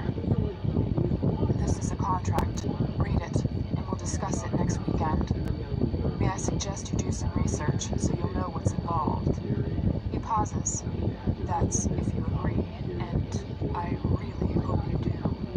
He adds, his tone softer, anxious. Research? You'll be amazed what you can find on the internet, he murmurs. So anyway, that Internet? meant that those plans I don't have forever. access to a computer. Then what? Only Kate's laptop. And I couldn't use Then one it at means- Kate's. Not for this sort of research, surely. What is it? He asks, cocking his head to one side. I don't have a computer. I usually use the computers at school. Things, we'll drive back to Portland and grab some lunch on the way. That motherfucker. I need to dress. I'll just make a call, I murmur. I just Really? want to hear Kate's voice. Yeah, so do you think you could do it? Yeah, I'm almost The certain you could do photographer. it. I didn't know they had that Clenches thing. and his eyes burn. I blink at him. I Then don't you go like to to share. Peoria. Don't mention this Peoria. Remember Really? that. My father'd be like, huh? His Huh? quiet, What are you saying with this about this shit? We're within the city limit, huh? look at me. Huh? Holy crap. The Illinois River is, huh? Illinois River. Christian asks as we stand by the double doors to the foyer. I nod uncertainly.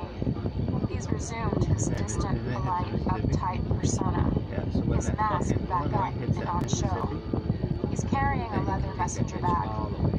Why does he need that? Perhaps he's Is that staying in St. in Louis? Portland. And then I remember graduation. Oh, yes. So He'll St. be Louis there is on a Thursday. key spot, but it get all He's wearing a fucked up. black leather Really? jacket. He certainly doesn't look like the multi-millionaire, billionaire, whatever heir in these clothes. He looks like a boy from the wrong side of the tracks. Maybe a badly behaved rock star or a catwalk model. I sigh inwardly, wishing I had a tenth of his poise. He's so calm and controlled. I frown, recalling his background. Tomorrow, then, he says to Taylor, who nods. Mr. Gray, Miss Steele. No doubt he thinks I've succumbed to Mr. Gray's dubious sexual habits. Not yet, just his exceptional sexual habits. Or perhaps sex is like that for everyone. I frown at the thought. I have no comparison, and I can't talk to him if he's open one minute and standoffish the next. Taylor holds the door open for us and ushers Dude, us shout out to this through. motherfucker for taking Christian a summons the elevator. Now I'm taking a picture of this What is it, motherfucker. Anastasia? Well, He we can asks. see that. I can read all How that does because he of this know I'm man. chewing something over in my mind? He reaches up and pulls my 360 chin. cameras are so kick-ass. Stop biting your lip, or I will This fuck guy you in kicks the ass. elevator. And I Really? don't care who gets in with us. I Yeah. blush, but there's a hint of a smile around his lips. Nice man, Finally, his mood driving his seems to be Lexus, shifting. being a nice Christian? man. Mike Ballard. Ballard. Shout out to Mark Ballard. Oh, I have his Really? full attention. Yeah. The elevator arrives. Mike's got We walk in and Christian presses the button marked What's the mic? G. When you do this thing in the car, it sounds like Well, I flush. How to say this? that. Really? I need to talk to Kate. No, I sorry. have so many questions This about is a mic. sex, That's a and mic. you're too This is a mic. involved. That is part of If you a want me to do all these things, how do I know? the string. And then I Michael James pause, is that white struggling part. to find the right Fuck, words. it's a panty liner. I just don't have any terms of reference. He rolls his eyes at me. Talk to her if you must. He sounds exasperated. Make sure she doesn't mention anything to Elliot. I bristle at his insinuation. He isn't like that. She wouldn't do that, and I wouldn't tell you anything she tells me about Elliot, if she were to tell me anything. I add quickly. Well, the difference is that I don't want to know about his sex life. Christian murmurs dryly. Elliot's a nosy bastard. But only about what we've done so far, he warns. She'd probably have my balls if she knew what I wanted to do to you, yelling up at him, relieved. The thought of Kate with Christian's balls is not something I want to dwell on. His lip quirks up at me, and he shakes his head. The sooner I have your submission, the better, and we can stop all of this, he murmurs. Stop all what? Defying me. He reaches down and cups my chin and plants a swift, sweet kiss on my lips as the doors to the elevator open. He grabs my hand and leads me into the underground garage. Me?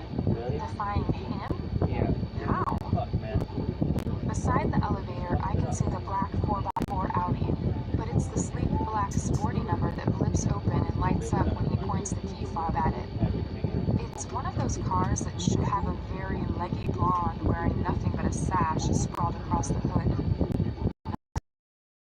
And for a split second, sweet, young, carefree Christian is back. It warms my heart. He's so excited. Boys and their toys. I roll my eyes at him, but can't stifle my smile. He opens the door for me and I climb in. Whoa, it's low. He moves around the car with easy grace and folds his long frame elegantly in beside me. How does there should be two. He points to the glove box, and sunglasses if you want them. He starts the ignition and the engine roars behind us, slowly retracts. With the flick of a switch, Bruce Springsteen surrounds us. Gotta love Bruce. Then we're out into the bright Seattle May morning. I reach into the glove box and retrieve the baseball caps. The Mariners. He likes baseball? I pass him a cap, and he puts it on. I pull my hair through the back of mine and pull the peak down low. People stare at us as we drive through the streets. For a moment, I think it's at him. And then a very paranoid part thinks everyone is looking at me because they know what I've been doing during the last 12 hours. But finally, I realize it's the car. Christian seems oblivious, lost in thought. The traffic is light and we're soon on Interstate 5 heading south, the wind sweeping over our heads. Bruce is singing about being on fire and his desire. How apt. I flush as I listen to the words. Christian glances at me. He's got his Ray-Bans on so I can't see what he's feeling. His mouth twitches slightly, and he reaches across and places his hand on my knee, squeezing gently. My breath catches. Mouth tightens into that hard line. You must eat, Anastasia. He chides. I know a great place near Olympia. We'll stop there. He squeezes my knee again and then returns his hand to the steering wheel and puts his foot down on the gas. I pressed into the back of my seat. Boy, this car can move. The restaurant is small and intimate, a wooden chalet in the middle of a forest. The decor is rustic, random chairs and tables with gingham tablecloths, wild flowers and little vases, cuisine sauvage and posts above the door. I've not been here for a while. We don't get a choice. They cook whatever they've caught or gathered.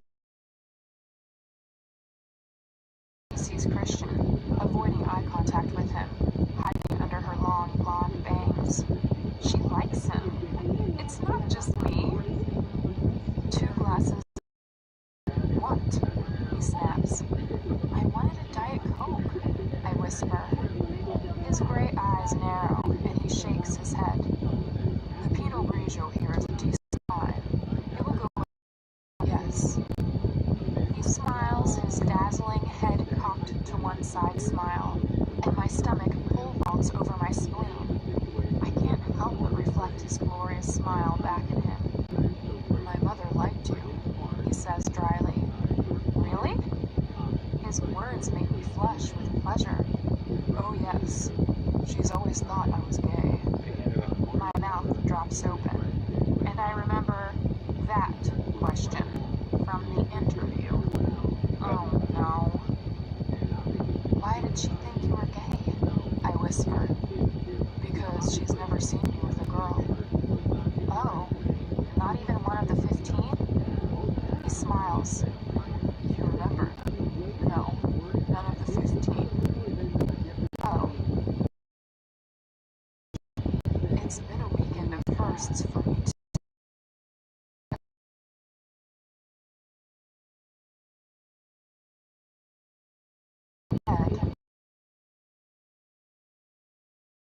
His eyes burn. Their intensity takes my breath away.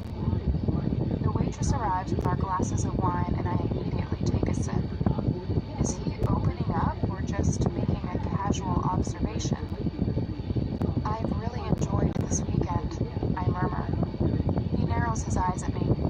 Stop biting that lip, he growls. Me too, he adds. What's vanilla sex? I ask, if anything to distract myself from the intense, burning, sexy glitz. He laughs. Just straightforward sex, Anastasia. No toys, no add-ons. He shrugs. You know. Well, actually, you don't. But that's what it means. Oh. I thought it was chocolate fudge brownie sex that we had with a cherry on the top. But hey, what do I know? The waitress brings us soup. We both stare at it rather dubiously. Nettle soup, the waitress informs us before turning and flouncing back into. It's delicious. Christian and I look up at each other at the same time with relief. I giggle, and he cocks his head to one side. That's a lovely sound, he murmurs. Why have you never had vanilla sex before? Have you always done, what you've done? I ask, intrigued. He nods slowly. Sort of. His voice is wary. He frowns for a moment and seems to be engaged in some kind of internal struggle. Then he glances up, a decision made. One of my mother's friends seduced me when I was 15. Oh, holy shit. For 6 years. He shrugs. Oh, I do know what it involves, Anastasia. His eyes glow with insight. I didn't really have a run-of-the-mill introduction to sex. Curiosity kicks in big time. So, you never dated anyone at college? No. He shakes his head to emphasize the point. The waitress takes our bowls, interrupting us for a moment. Why? I ask when she's gone. He smiles sardonically. Do you really want to know? Yes. I didn't want to. She was all I wanted, needed. And besides, she could beat the shit out of me. He smiles fondly at the memory. Oh, this is way too much information, but I want more. So, old enough to know better. Do you still see her? Yes. Do you still, I feel. Does your mother know? He gives me a don't be stupid stare. Of course not. The waitress returns with venison, but my appetite hasn't vanished. What a revelation. Christian the submissive? Holy shit. I take a large slug of Pinot Grigio. He's right, of course. It's delicious. Geez, all these revelations. time to process this when I'm on my own, not when I'm distracted by his presence. He's so overwhelming and so alpha male.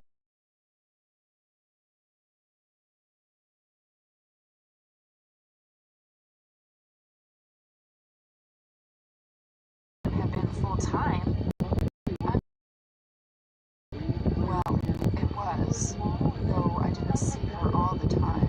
It was difficult. After all, I was still at school and then at college. Eat up, Anastasia. I'm really not hungry, Christian.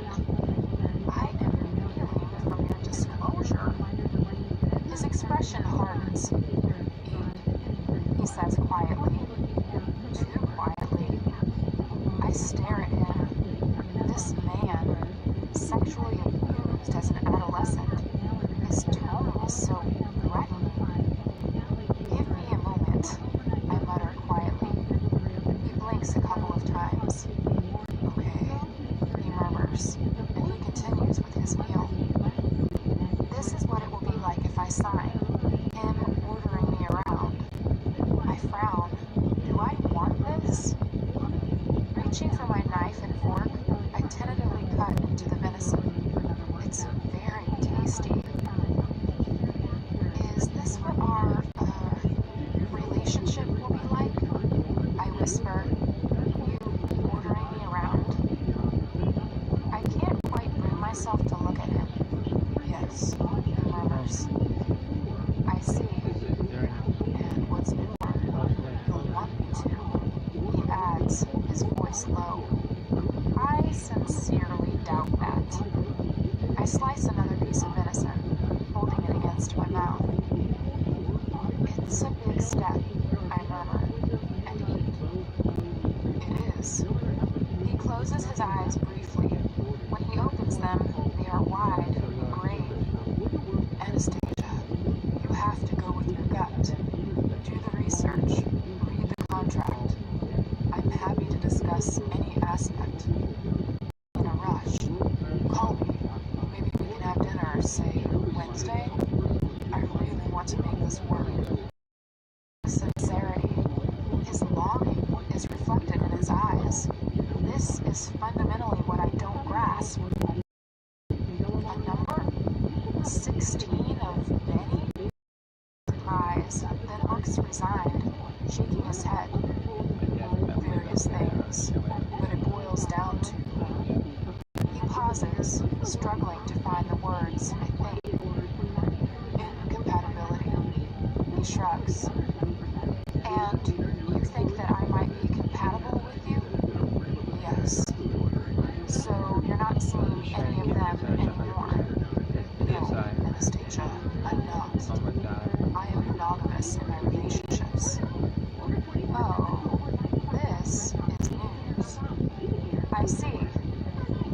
Do the research, Anastasia. I put my knife back. I nod. He scowls at me, but chooses not to say anything. I breathe a small sigh of relief. My stomach is churning with all this new information, and I'm feeling a little lightheaded from the wine. I watch as he devours everything on his plate. He eats like a horse. He must work out to stay in such great shape. The memory of the way his pajamas hung from his hips comes unbidden to my mind. That image is totally distracting. I squirm upon thinking right at this moment. He murmurs. I blush further. He smiles a wicked smile at me. I can guess. He teases softly. I'm glad you can't read my mind. Mind? No, Anastasia, but your body. That I've gotten to know quite well since yesterday. His voice is suggestive. How does he switch so quickly from one mood to the next? He's so mercurial. It's hard to keep up. He motions for the waitress and asks for the check. Once he's paid, he stands and holds out his hand. Come. Taking my hand in his, he leads me back to the car. This contact, flesh to flesh, it's what is so unexpected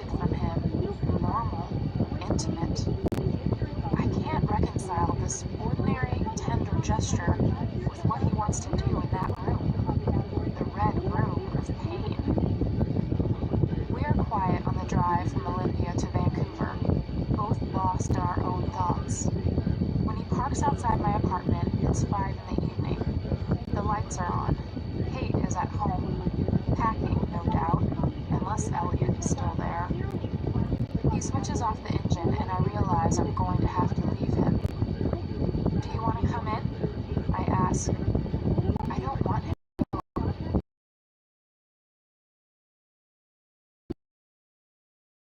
I stare down at my hands as I knot my fingers together. Suddenly, I feel emotional. He's leaving. Reaching over, he takes one of my hands and slowly pulls it to his mouth, tenderly kissing the back of my hand. Such an old-fashioned, sweet gesture. My heart leaps into my mouth.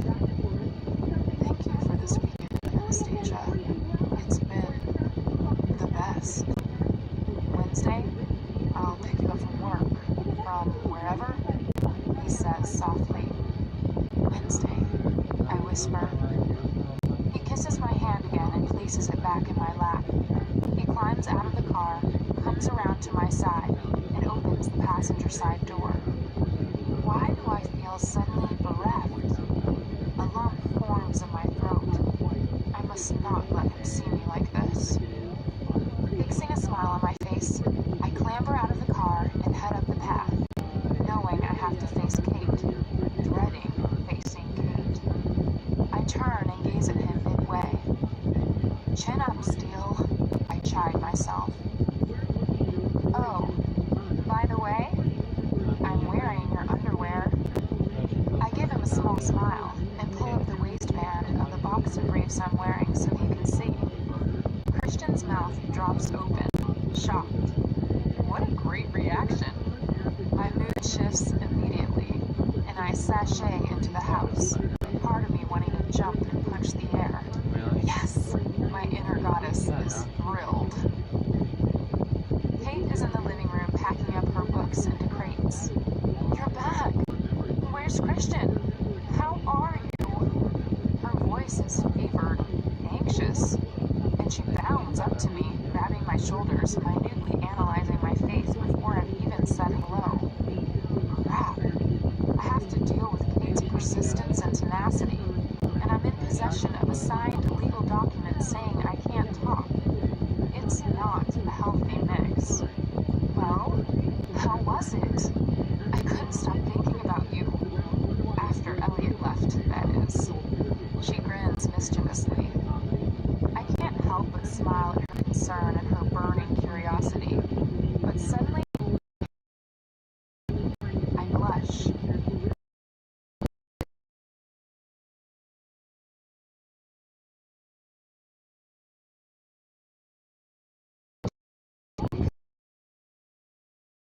Say quietly, trying to hide my embarrassed, tell-all smile. You think? I've got nothing to compare it to, do I? I shrug apologetically. Did he make you come? Holy crap, she's so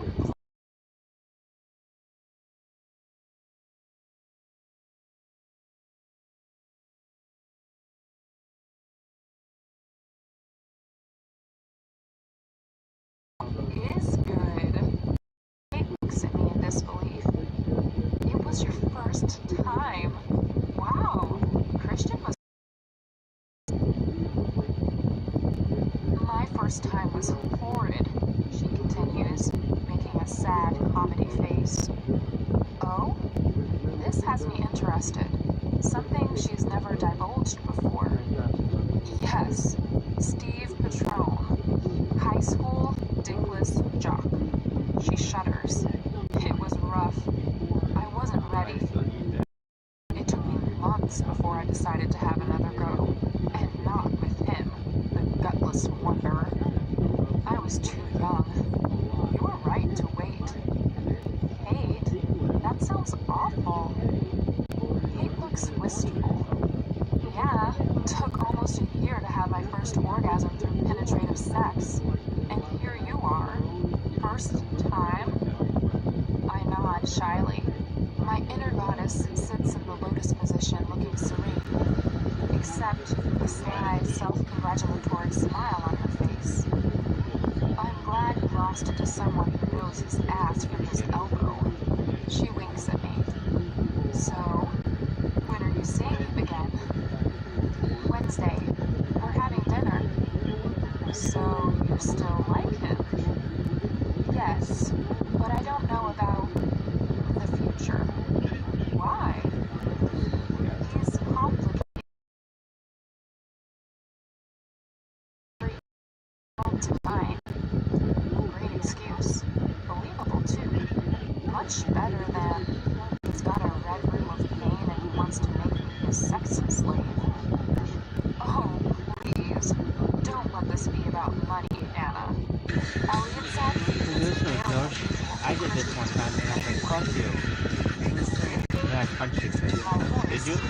Several octaves. Too obvious still? My subconscious glares at me, wagging her balls.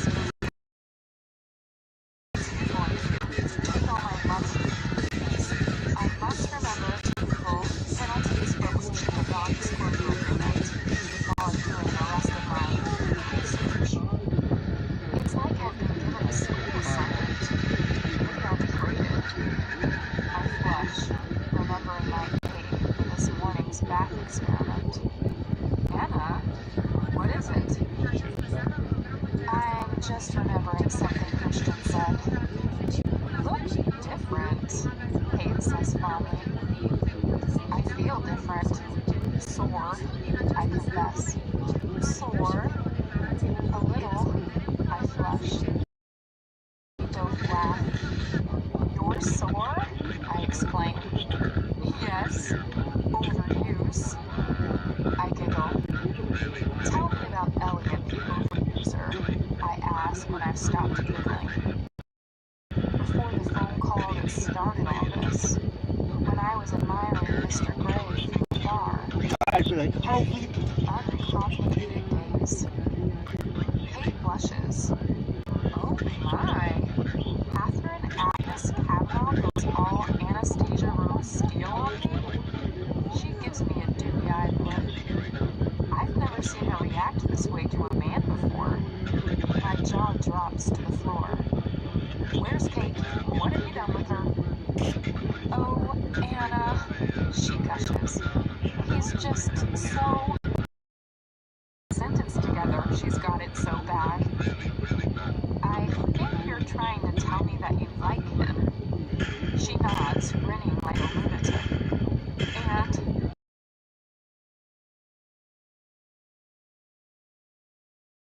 I've forgotten all about that. Even with the packing cases surrounding us. That's helpful of him, I say, appreciatively. I can get to know him too. Perhaps he can give me more insight into his strange, disturbing brother. So, what did you do last night? I ask.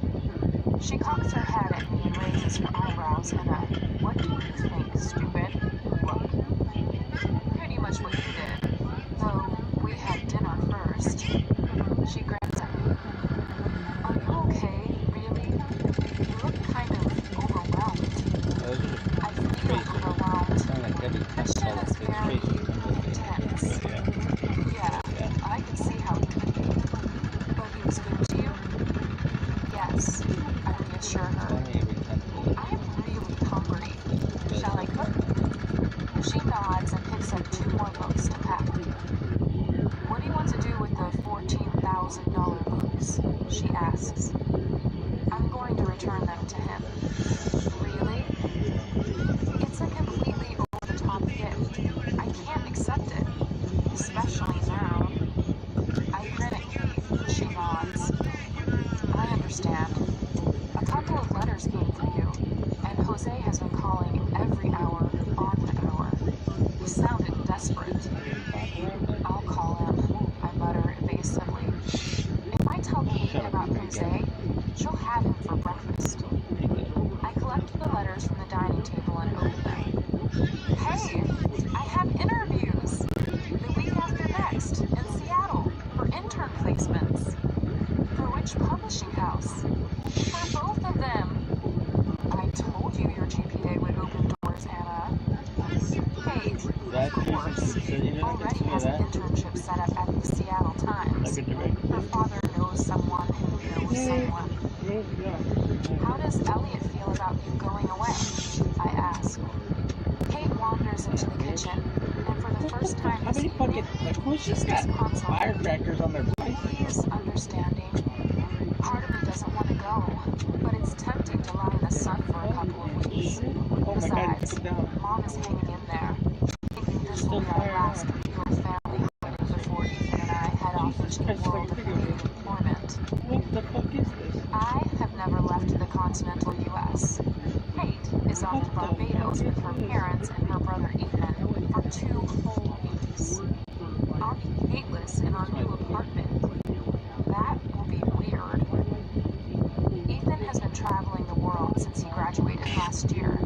I wonder briefly if I'll see him before they go on vacation. He's such a lovely guy. The phone rings, jolting me from my reverie. That'll be Jose. Bounces his relief at me. Sorry about Friday night, you Jose. I just thought if I kissed you, you're like the brother I never had. That's not so you're with him now. His tone is full of disdain. Jose, I'm not with anybody. But you spent the night with him. That's none of your business. Isn't funny.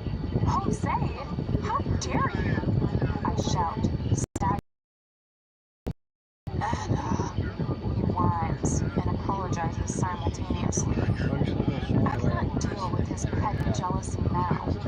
I know he's hurt, but I think about these dealing with Christian Grey.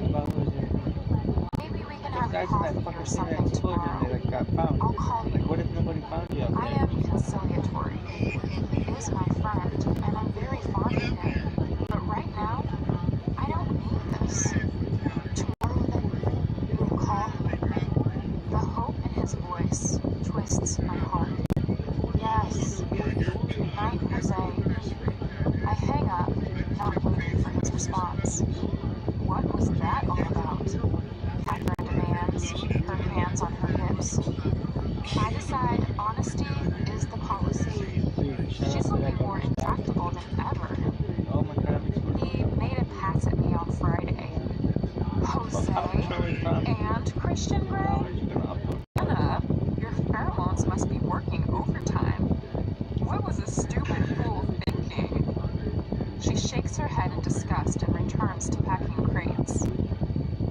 45 minutes later, we pause our packing for the house specialty, my lasagna. Kate opens a bottle of wine, and we sit among the boxes eating, quaffing cheap red wine and watching crap TV. This is normality. It's so grounding and welcome after the last 48 hours of madness. I eat my first unhurried, no nagging, peaceful meal in that time. What is it about him and food? Kate clears the dishes and I finish packing up the living room. We are left with the couch, the TV, and the dining table. What more could we need? Just the kitchen and our bedrooms left to pack up, and we have the rest of the week. The phone rings again. It's Elliot. Kate winks at me and skips off to her bedroom like she's 14. I know that she should be writing her valedictorian speech, but it seems Elliot is more important. What is it about the Grey men? What is it that makes them totally distracting, all-consuming, and irresistible? I take another slug of wine. I flick through the TV channels, but deep down, I know I'm procrastinating. Burning a bright red hole in the side of my purse is that contract. Do I have the strength and the wherewithal to read it to Jose is easy to deal with, but demanding. Part of me wants to run and hide. What am I going to do? His burning gray eyes and that intense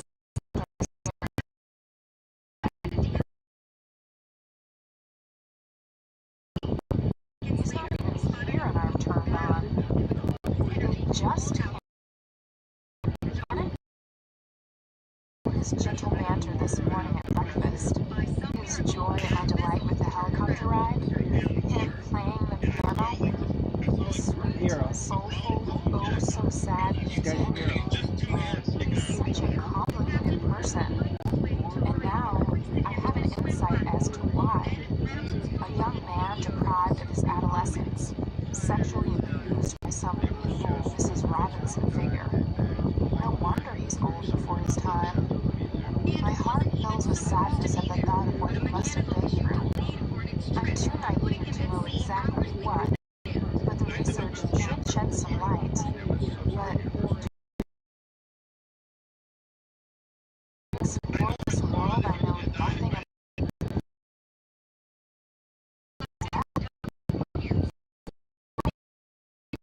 I'd still be sweetly and blissfully oblivious.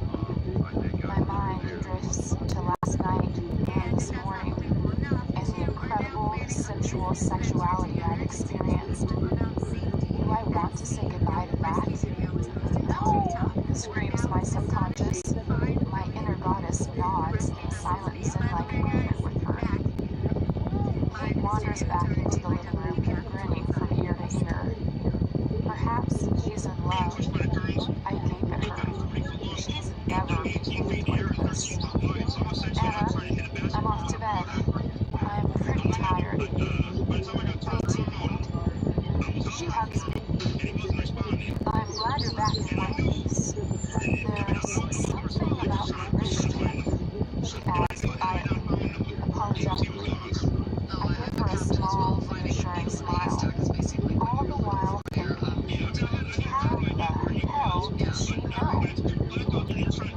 This is what will make her a great journalist, her unfaltering intuition. Collecting my purse, I wander listlessly into my bedroom. I am weary from all the carnal exertions of the last days, and the complete and utter dilemma that I'm faced with. I sit on my bed and gingerly extract the manila envelope from my bag, turning it over and over in my hands. Do I really want to know the extent of Christian's depravity? It seems so daunting. I take a deep breath, and with my heart in my throat, I rip open the envelope. Chapter 11. There are several papers inside the envelope. I fish them out, my heart still pounding, and I sit back on my bed and begin to read. Contract, made this day, blank, of 2011. The commencement date. Between Mr. Christian Gray of 301 Escala, Seattle, Washington, 98889. The dominant. Miss Anastasia Steele, 98888. The submissive. The parties agree as follows. 1. The following are the terms of a binding contract is to allow the submissive to explore her sensuality and fancy. The dominant and the submissive agree and acknowledge that all that occurs under the terms of this contract will be consensual, confidential, and subject to the agreed limits and safety procedures set out in this contract. Additional limits and safety procedures may be agreed in writing. 4. The dominant and submissive each warrant that they suffer from no sexual, serious, infectious, or life-threatening illnesses, including but not limited to HIV, herpes, and hepatitis. If, during the term, as defined below, or any extended term of this contract, either party should be diagnosed with or become aware of any such illness, he or she undertakes to inform the other immediately, and in any event prior to any form of physical contact between the parties. 5. Adherence to the above warranties, agreements, and undertakings, and any additional limits and safety procedures agreed under Clause 3 above, are fundamental to this contract. Any provisions shall render it void with immediate effect, and each party agrees to be fully responsible to the other for the consequences issuance of any leash. 6. Everything in this contract must be read and interpreted in the light of the fundamental purpose and the fundamental terms set out in clauses 2 through 5 above. Rules. 7. The dominant shall take responsibility for the well-being and the proper training, guidance, and discipline of the submissive. He shall decide the nature of such training, guidance, and discipline, and the time and place for its administration, until completed service of the dominant in all areas. I agree. 9. Subject to that proviso and to clauses 2 through 5. I would This contract or agreed additionally under clause 3 above. She shall, without query or hesitation, offer the dominant such pleasure as he may require. She shall accept without query or hesitation his training, guidance, and discipline, in whatever form it may take. Commencement and term. 10. She didn't want to be Dominant at or all. submissive enter into this contract on the commencement date, fully aware of its nature, and undertake to abide by its conditions without exception. 11. This contract shall be effective for a period of 3 calendar months from the commencement date, the term.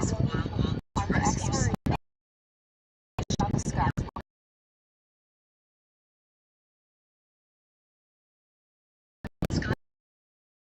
have been met. Either party may propose the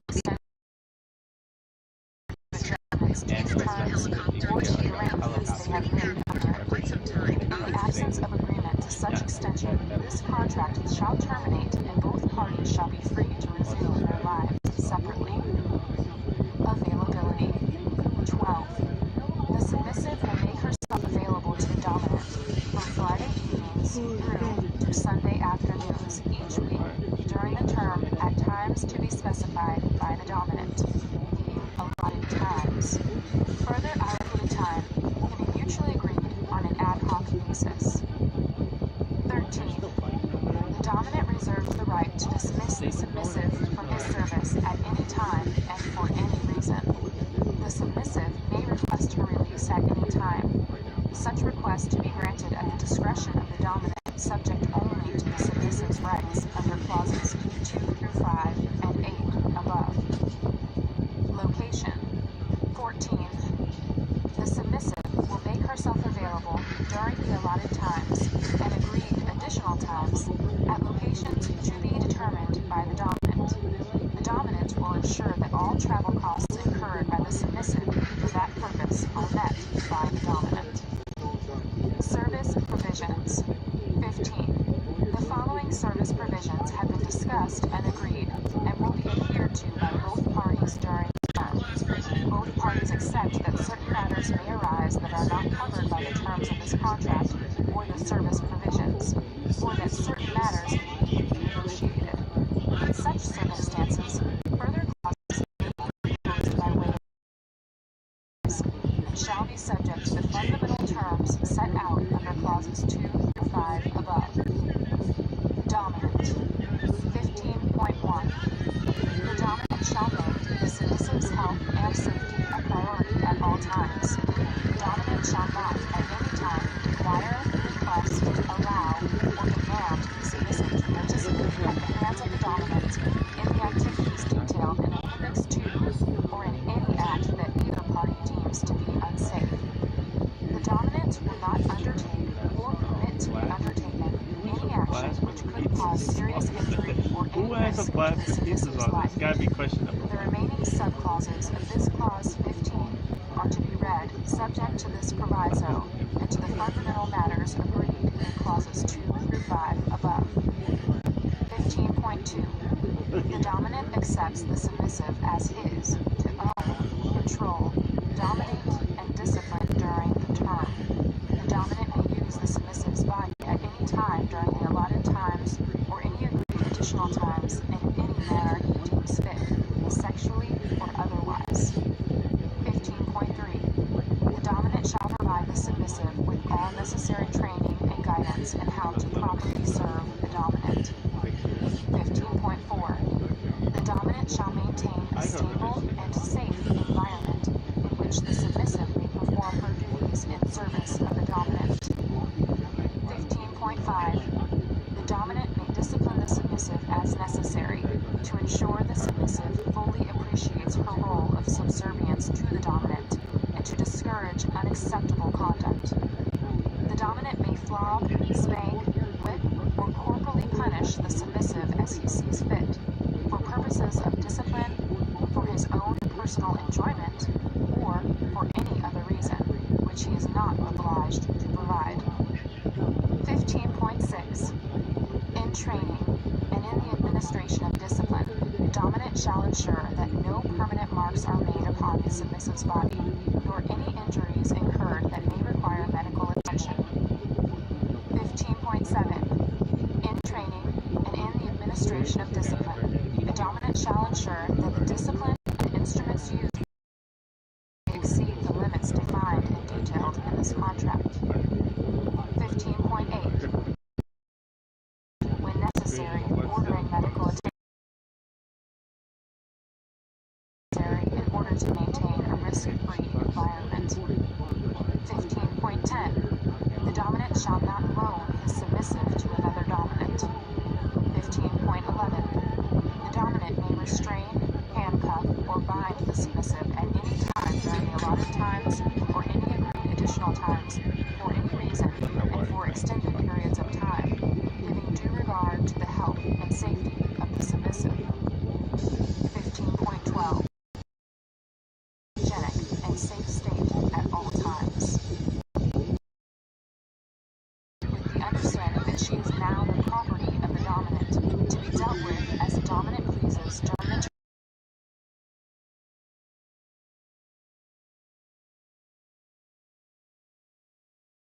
14. Obey the rules set out in Appendix 1 to this agreement. 15.15. The submissive shall serve the dominant. 16. The submissive shall take all measures necessary to maintain her good health and shall request or seek medical attention whenever it is needed, keeping the dominant informed at all times of any health issues that may arise. 15.17. The submissive will ensure that she procures oral contraception and ensure that, without question, any and all disciplinary actions deemed necessary by the dominant, and remember her status and role in regard to the dominant at all times. 15.19. The submissive shall not touch or pleasure herself sexually without permission from the dominant. 15.20. The submissive shall submit to any sexual activity demanded by the dominant, and shall do so without hesitation or argument. 15.21. The submissive shall accept whippings, floggings, spankings, canings, paddlings, or any other discipline the dominant should decide to administer, without hesitation, inquiry, or complaint. 15.22. The submissive shall not look directly into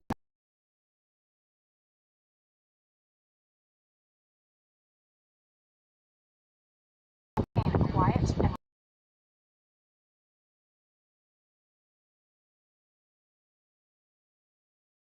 gray, or such other title as the dominant may direct. 15.24. The submissive will not touch the dominant without his express permission to do so. Activities. 16. The submissive shall not participate in activities or any sexual acts that either party deems to be unsafe, or any activities detailed in Appendix 2. 17. The dominant and the submissive have discussed their activities set out in Appendix 3 and recorded in writing on Appendix 3 their agreement in respect of them. Safe words. 18. The dominant and the submissive recognize that the dominant may make demands of the submissive that cannot be met without incurring physical, mental, emotional, spiritual, or other harm at the time the demands are made to the submissive. In such circumstances related to this, the submissive may make use of a safe word, the safe word words. 2 safe words will be invoked, depending on the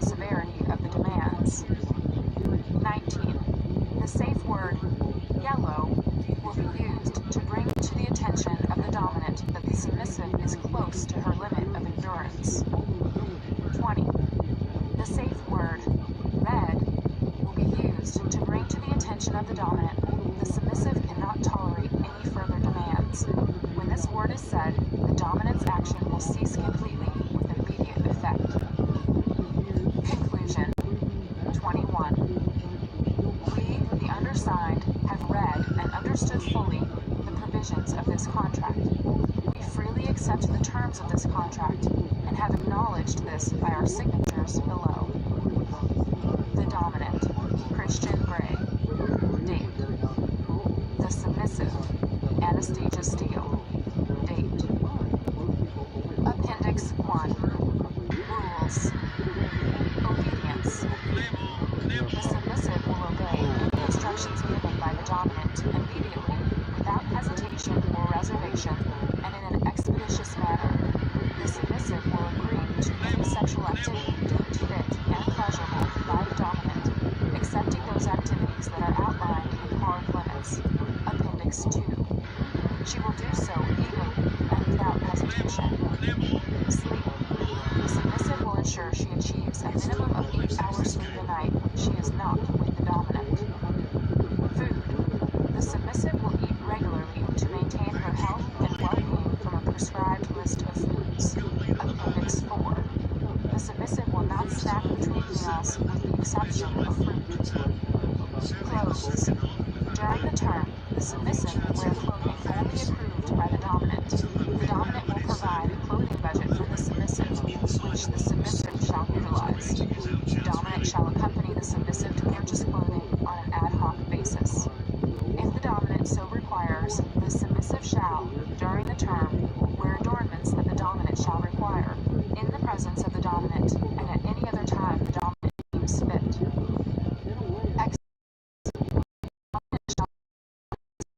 Personal trainer for between the personal trainer will report to the dominant on the submissive's progress. Personal hygiene/beauty. The submissive will keep herself clean and shaved and or waxed at all times. The submissive will visit a beauty salon of the dominant's choosing at times to be decided by the dominant, and undergo whatever treatments the dominant sees fit. All costs will be met by the dominant. Personal safety. The submissive will not drink to excess, smoke, take recreational drugs, or put herself in any unnecessary danger. Personal qualities. The submissive will not enter into any sexual relations with anyone other than the dominant. The submissive will conduct herself in a respectful and modest manner at all times. She must recognize that her behavior is a direct reflection on the dominant. She shall be held accountable.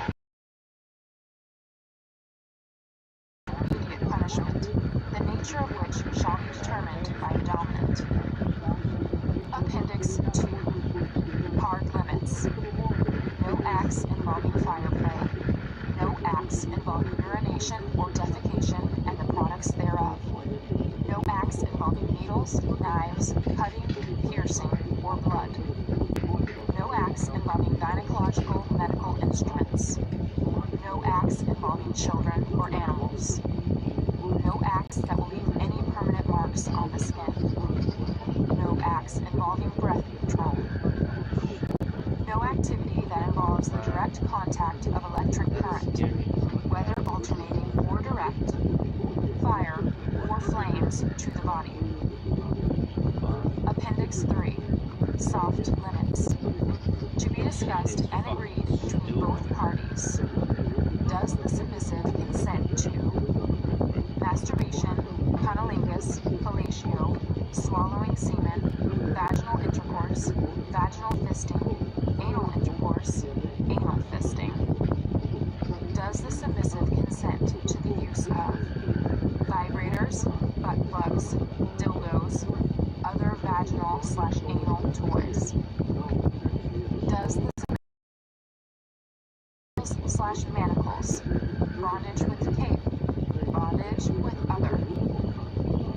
Does the submissive consent to be restrained with hands bound in front, ankles bound, elbows bound, hands bound behind back, knees bound, wrists bound to ankles, binding to fixed items, furniture, etc., binding with spreader bar? Does the submissive consent to be blindfolded? Does the submissive consent to be gagged? How much pain is a submissive willing to experience, where 1 is likes intensely and 5 is dislikes intensely. 1, 2, 3, 4, or 5.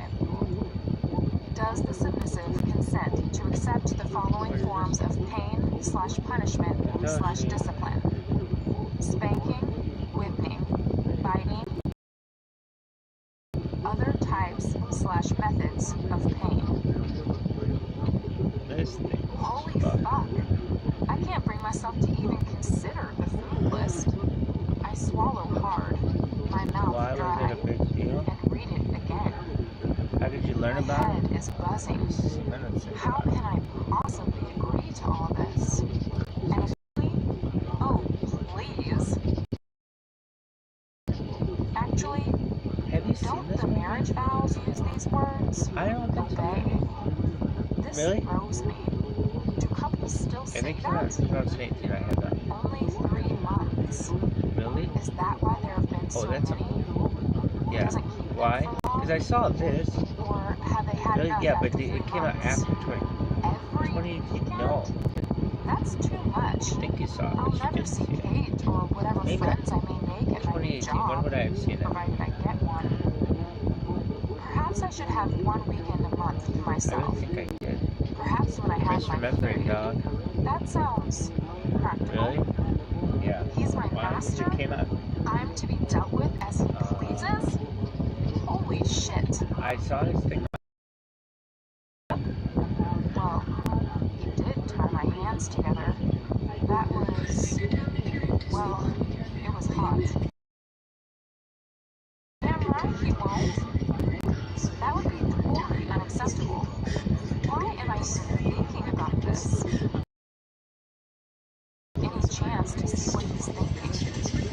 Actually, who am I kidding? I never know what he's thinking.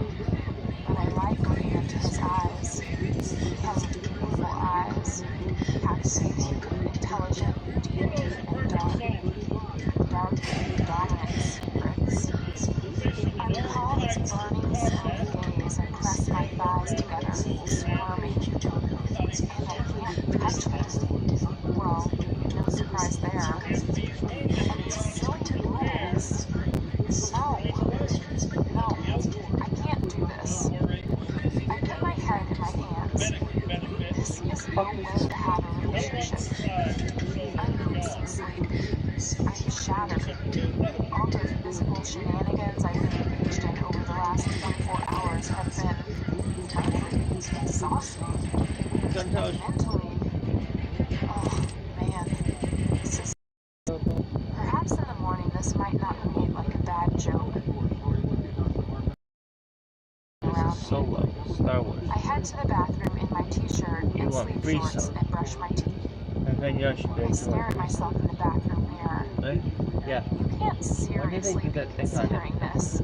My subconscious Maybe sounds he had sane another and fucking rational, thing. not her usual smart Maybe you self. just... My inner goddess is jumping up and down, Really? clapping her hands like a 5-year-old. Yeah. Please, let's do this. Otherwise, we'll end up alone with lots of cats and your classic Yeah, novels to keep you company. The only man I've ever been attracted to, and he comes with a bloody contract. My inner goddess stops jumping with flush at the memory of his hands and his mouth on me, his body inside. This woman to I die. want to do that again Really? and again. Maybe if I just sign up for the sex. Would he go with that? I suspect not. Am I submissive? Maybe I come across that way. One of the best duck Maybe I hunters. misled. I'm shy, yes, but submissive? I let Kate bully me. Is that the same? And those soft limits. Jeez. My mind boggles, but I'm reassured that they are up for discussion. I wander back to my bedroom. Do you This think is it's going too to be free much to streaming think on about. MSN? I need a clear Microsoft Network? head. Remember when that A was fresh a thing? morning approach to the problem. Choose a streaming app. I put the offending documents in my backpack. Alright. Tomorrow. Kantoshi. Tomorrow is another day. Clambering Staring into bed, I switch off the light and lie face her head at me. She and I know it's a lie. I have never felt as alive as I do now. Bothers me. I close my eyes and I drift into a heavy sleep with occasional dreams of four-poster beds and shackles and intense gray eyes.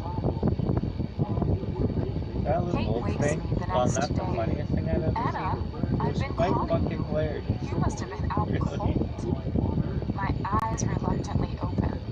She's not just up. She's been for a run. I glance at my alarm. It's 8 in the morning. Holy Moses. I've slept for a solid 9 hours. What is it? I mumble sleepily. There's a man here with a delivery for you. You have to sign for it. What? Come on. It's big. It looks interesting. She hops from foot to foot excitedly and bounds back into the living room. I clamber out of bed and grab my robe hanging on the back of my door. A smart young man with a ponytail is standing in our living room. I mumble. I immediately have a package for you here, but I have. He smiles in a charming but professional, he's not taking any crap way. Did he just call me ma'am? Have I aged 10 years overnight? If I have, it's that contract. My mouth puckers in disgust. Okay, what is it? It's a MacBook Pro. Of course it is. I roll my eyes. These aren't available in the shops yet, ma'am. The very latest from Apple.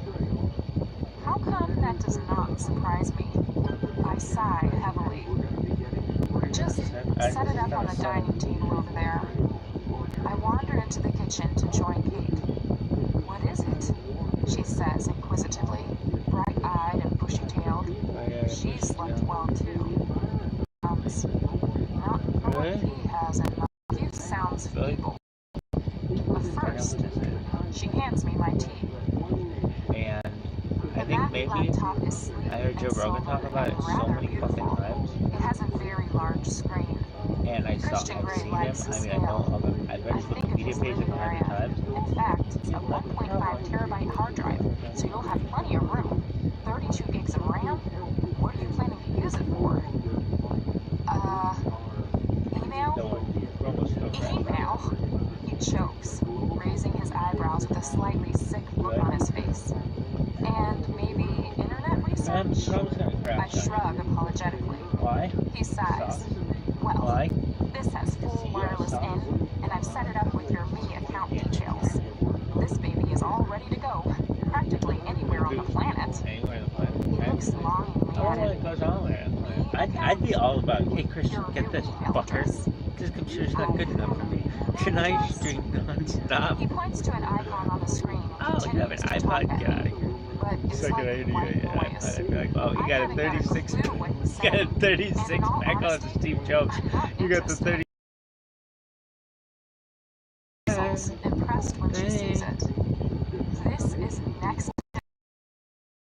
She says suggestively, trying to suppress a smile. I scowl at her but can't keep a straight face. We both burst into a fit of giggles, and Computer Man gapes at us, amused. He finishes up and asks me to sign the delivery note. As Kate shows him out, I sit with my cup of tea and open the email program.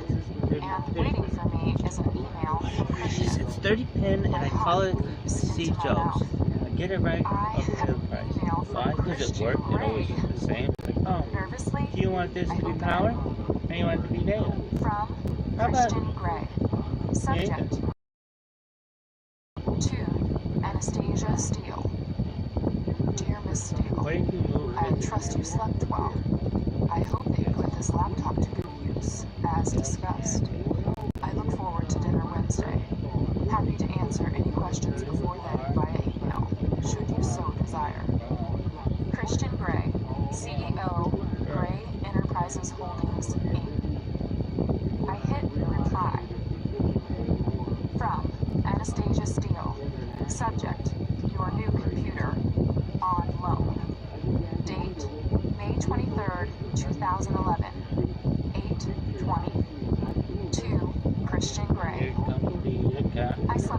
well, thank you.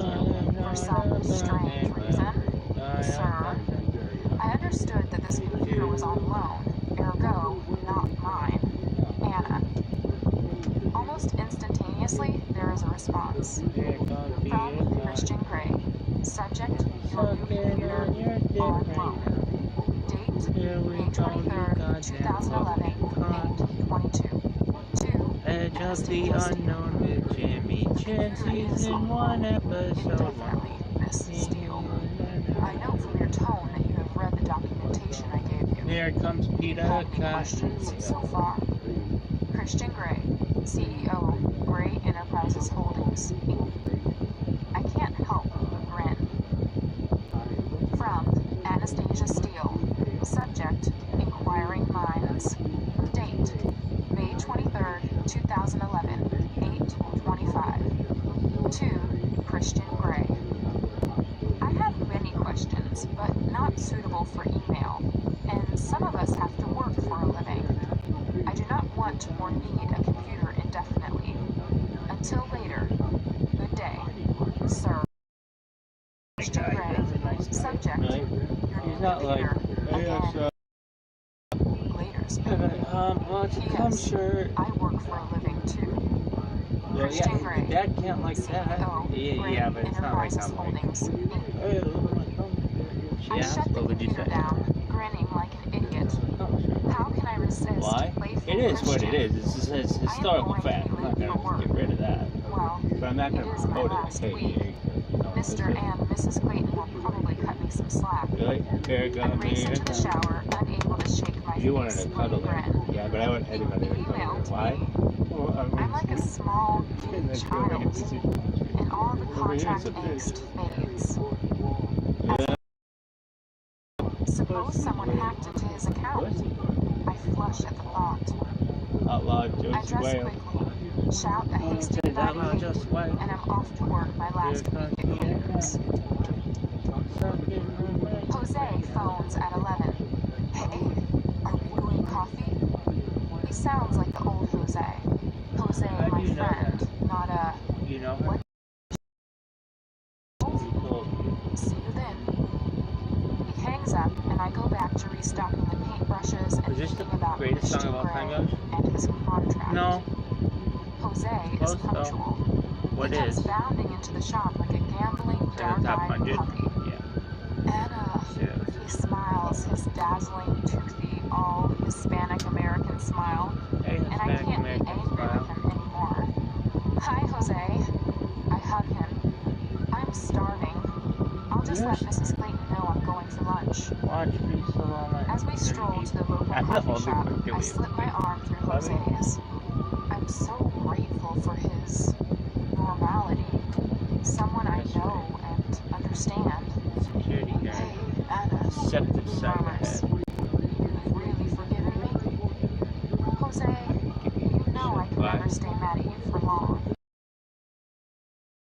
Christian, and maybe I can begin my research project. Kate is out somewhere, so I fire up the new laptop and open my email. Sure enough, there's a message from Christian sitting A in the whole hour? inbox. Yeah, skill when attended hours. Bouncing out of my seat with glee. From Christian Gray. Subject, working for a living.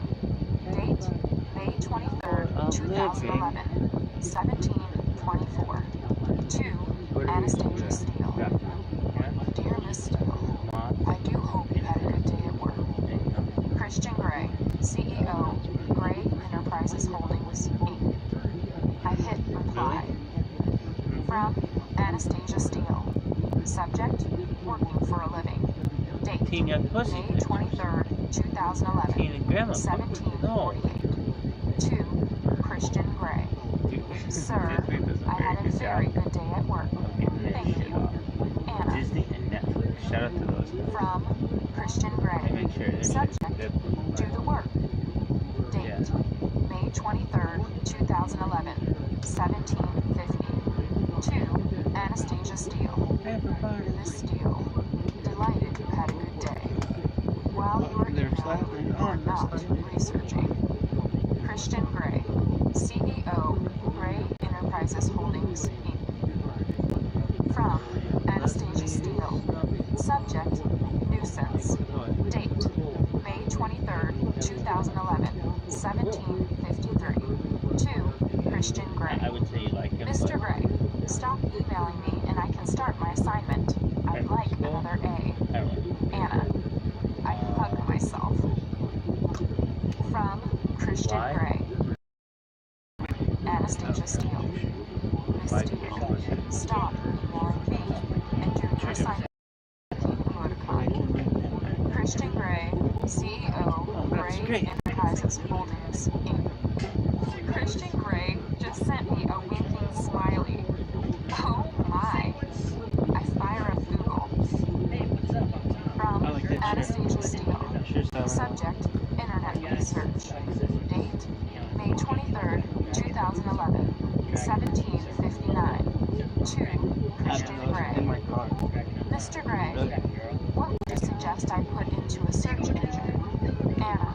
That was the inspiration From Christian Gray. behind it. Subject, internet research. I love it. Date. Always start with Wikipedia. No more emails unless That's you have Illuminati. questions. Understood? Christian Gray. Bossy. Date, May 23rd, 2011, 18:04. To Christian Gray. Yes, sir. You are so bossy. Anna. From Christian Gray. Subject, in control. Date, May 23rd, 2011, 18:06. To Anastasia Steele. Anastasia, you have no idea. Well, maybe an inkling now. Do the work. Christian Gray, CEO, Gray Enterprises. I feel slightly queasy and frankly shocked to my core. Do I really want this stuff in my head? Jeez. Is this what he gets up to in the red room of pain? I sit staring at the screen, and part of me, a very moist and integral part of me that I've only become acquainted with very recently, is seriously turned on. Oh my. Some of this stuff is hot, but is it for me? Holy shit. Could I do this? My life, I voluntarily go for a run. I find my nasty, never-used sneakers, some sweatpants, and a t-shirt.